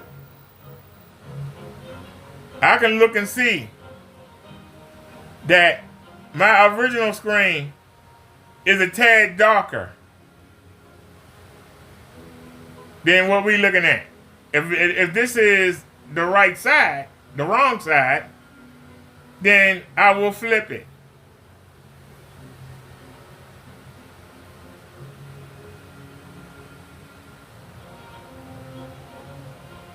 But I used the side that had the black, the grommets and the black border was shiny on this side. And that's what I put up. I'll flip it. It's gonna take me a minute to get it done, but I'll flip it. But then what? So are you gonna take my challenge? Because I'll stop the live and I'll flip it. You go shoot a video. And I can watch you live while I'm flipping the screen over. And then we can come back and discuss it. But right now, I would not buy that Kenny shit. You gonna sit there and talk about CROWS screen. I can see what the hell's up there. You can't see shit on Kenny paint. And I'm zoomed in. Do I gotta walk up to the screen to see Kenny paint? Because we're zoomed in. If I zoom out, you can't see nothing.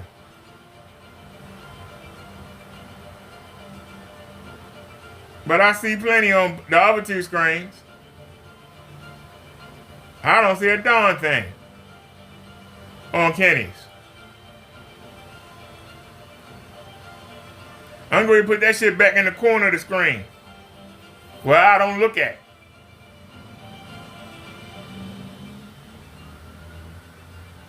I don't want to to see it short. I want to see a live stream. Do a live stream with no editing. Do a live stream. Do a 5-minute live stream. Let us watch one of these videos. TCL demo, LG demo, whatever.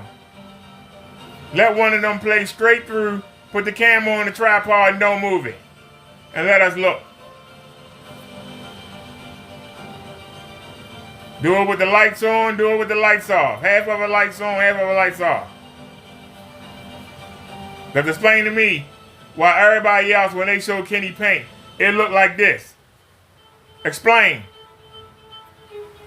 Why everybody else do Kenny paint, it looked like this. I got my own copy of it now. You can't say, well, it's that screen, it's that project. Nah. I'm looking at it.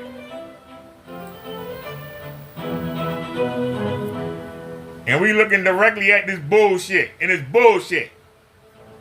So get to work. Do what I asked you to do. I'm getting ready to stop this live and I'm getting ready to take the screen down and flip it. But I guarantee you, it's gonna look a lot better than that bullshit that's on that screen right now. I bet you that. It's gonna look a lot better than that bullshit that's on that screen right now. And I got it at the center of the screen, and I got it low down to the bud. What more can I do for that paint? What more can I do for it? Look at this shit. You can't see nothing.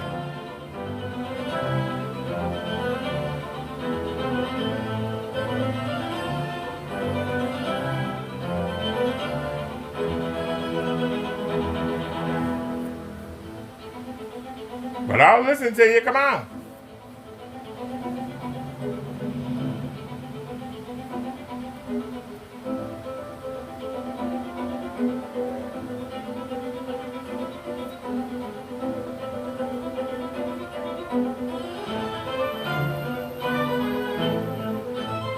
And I gotta say that screen has weight to it.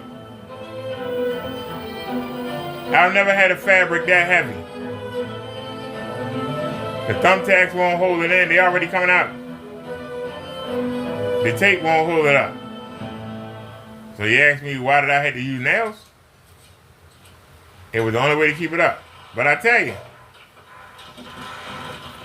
you ain't getting no image with Kenny paint.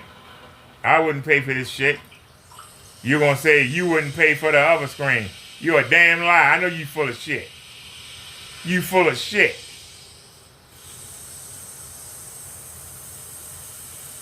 Now, vamonos, and go get to work. Go get to work, hombre. Shoot a video, do a live stream, no editing. And let one video, I don't care what demo you use, let it play through. And not no black version, not no Sony black, play a regular. TCL, Sony, Dolby Vision, play something. And let it play through. Don't move the camera. And let us judge what they're gonna do. Because I'm looking with my eyes. And I see shit. And you're gonna talk about CROWS screen. I can see what the fuck is on CROWS screen. I can't see what the fuck is on Kenny's. That's what I know. You can talk all day. You can try and defend that horse shit all day. That's dog shit we looking at. Take that sheet and throw it in the wastebasket. Who the hell want to buy that shit? Pay somebody $300 for that shit. I can do better with a $10 bed sheet. And I have. Beat it.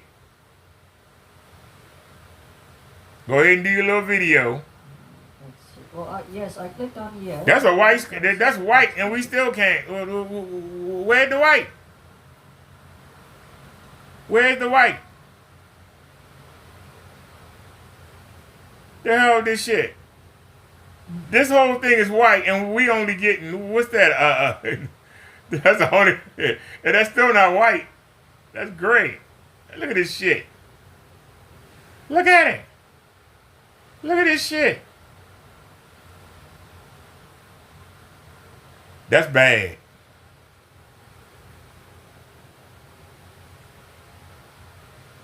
That's just bad.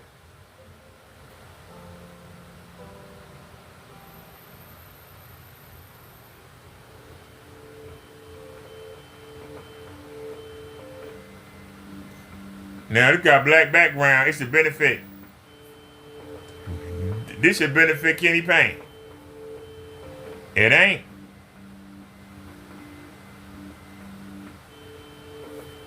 See, as good as that black level is, and you can say, well, look over here, and look how snowy the black is, and look over here, it ain't black like this, but I can see everything else.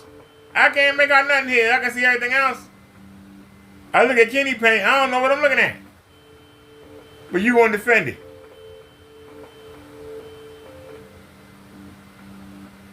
Whether it's a pure white screen or not, we talking about Kenny Payne. He keep telling you, you can't use a white screen, you can't see nothing. Well, we looking at Kenny Payne, we can't see nothing. What's your point, sir? We looking at Kenny Payne, I can't see nothing. What do you see?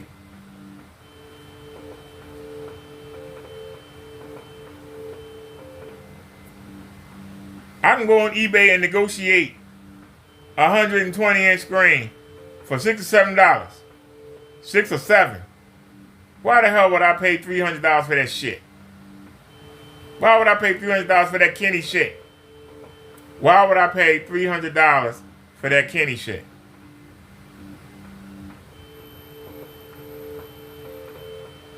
And y'all tried to say that I put up the screen on the wrong side.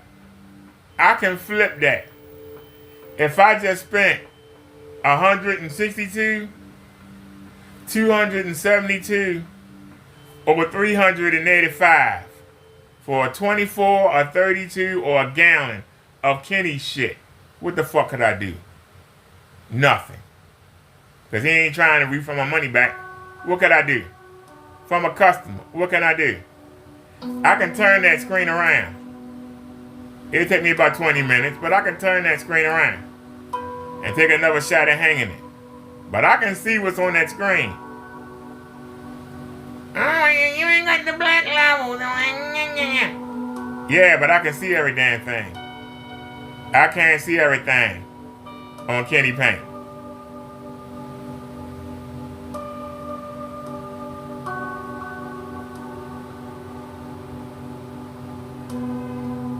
And there's a spot in that panel that Crow left open.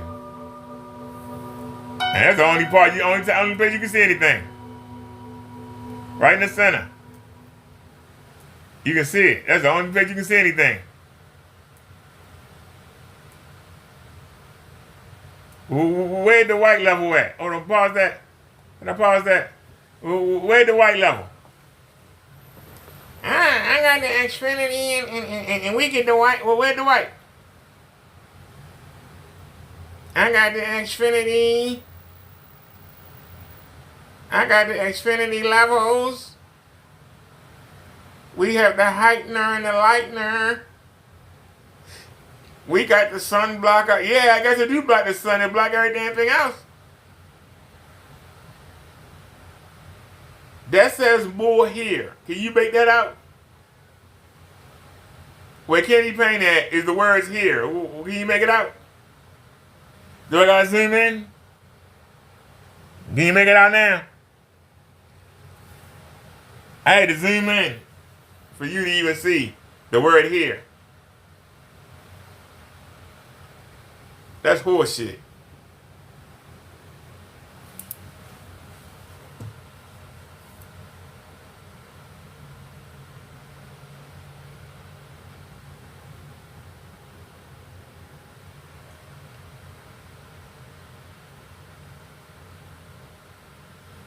I have 3 screens on the wall, sir. There are 3 screens on the wall. You don't see that? I got my screen off to the right. Crow's screen is right here.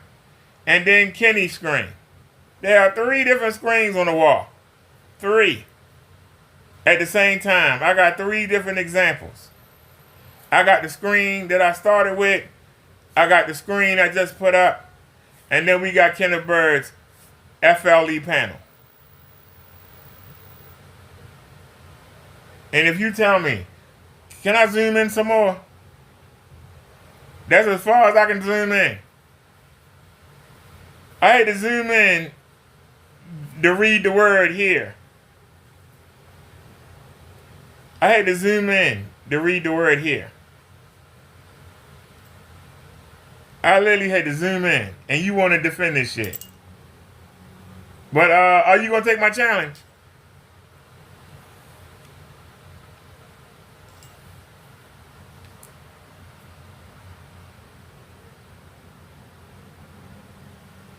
Because I've got up. You say, what you saying that Crow's screen is gross? Why is it gross? It's just brighter than what my screen is. It ain't much difference. It's just a little brighter. I'm getting a better contrast.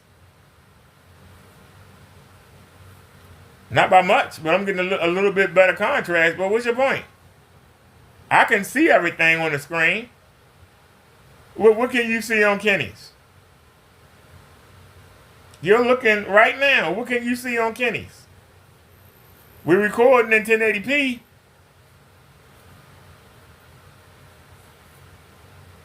You have a 4K projector.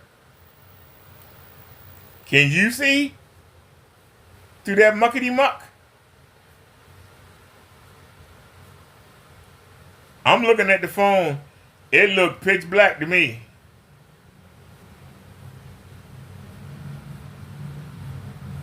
It's one thing to have a black level. Don't nobody want the black to kill everything. That's killing everything. I say it again. I can do better than that with a $10 bed sheet. You still keep trying to defend this horse shit.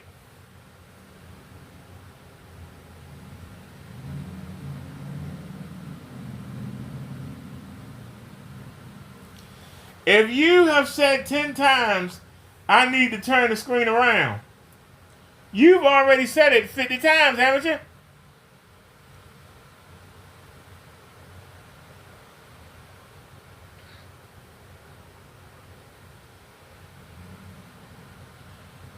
Let me ask you a question.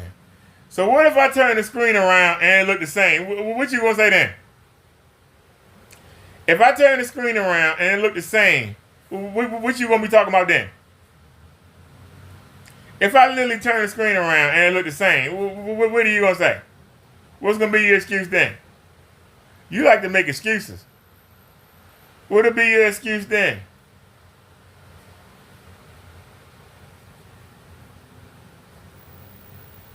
Because you trying to focus on Crow's screen. I'm interested in Kenny's screen. Kenny said he can be the OLED TV. Not with that whole shit. The only screen that look good on is yours. The only one. The only one. The only one. Whether it's a white screen or a gray screen, I can read it. I can't read what the fuck is on Kenny's. What is that horse shit?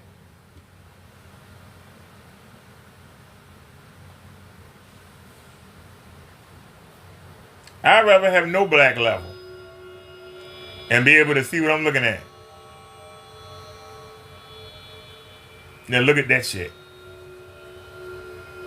And if you tell me you would sit here and watch that, something wrong with you.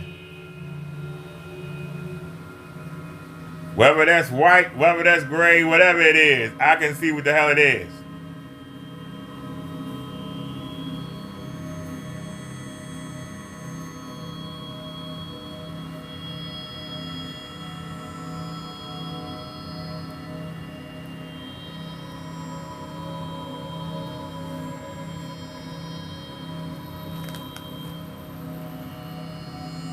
See, this is why I know you talking out the side of your ass. I say CROWS screen. That's CROWS screen. Whether it's the right side or the wrong side, it's the screen that he gave me.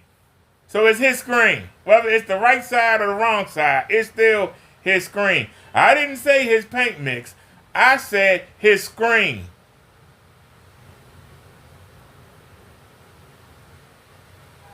He also gave me that panel of Kenny's paint. Crow gave me that. That was his. He gave it to me. So I can call either one of them Crow screen because they belong to Crow and he gave it to me. So now I guess they mine. So now they my screens. Because he gave them to me. Are you talking about ownership? Or are you talking about product? Specify. Because that's a screen that Crow gave me. Whether it's on the right side or not, it's the screen he gave me. He gave me that screen. So that's why I say CROWS screen. I didn't say CROWS paint. I didn't say CROWS mix. I said CROWS screen. And you're right. He gave it to me. So now it's my screen. So I got two screens up there. I got the screen I started with. I got the screen that was given to me. And I got another screen that's FLE that was given to me. So I own all three. Now, who made them? So I gave you a challenge. So what time is it right now? It is 8:48.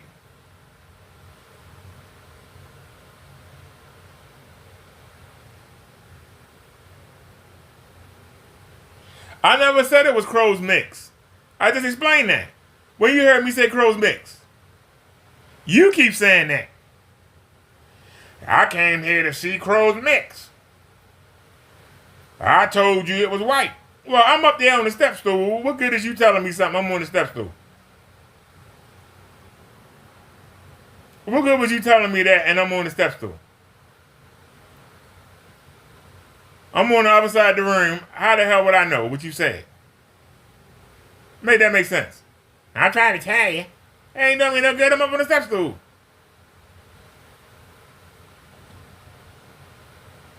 I made you a challenge. I will stop the live and I will take the screen down because I ain't got undressed. So to take the screen down, I gotta stop the live.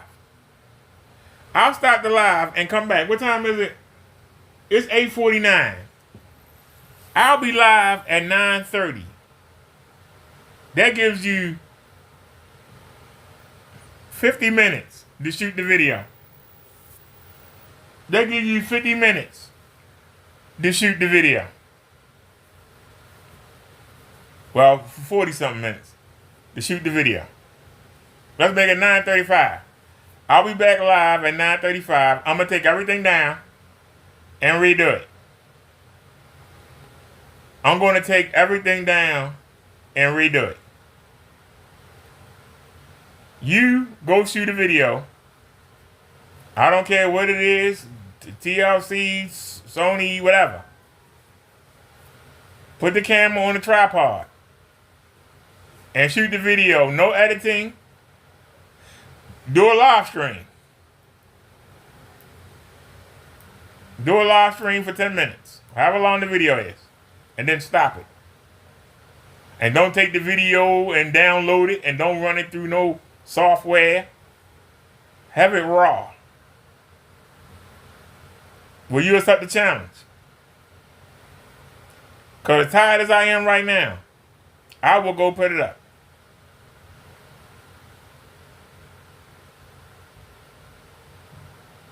As bad as my back hurt, I will flip the screen right now. What the hell is that?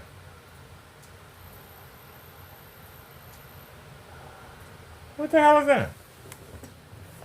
What is that, Davey? Is it raining? Is that water? You hear that?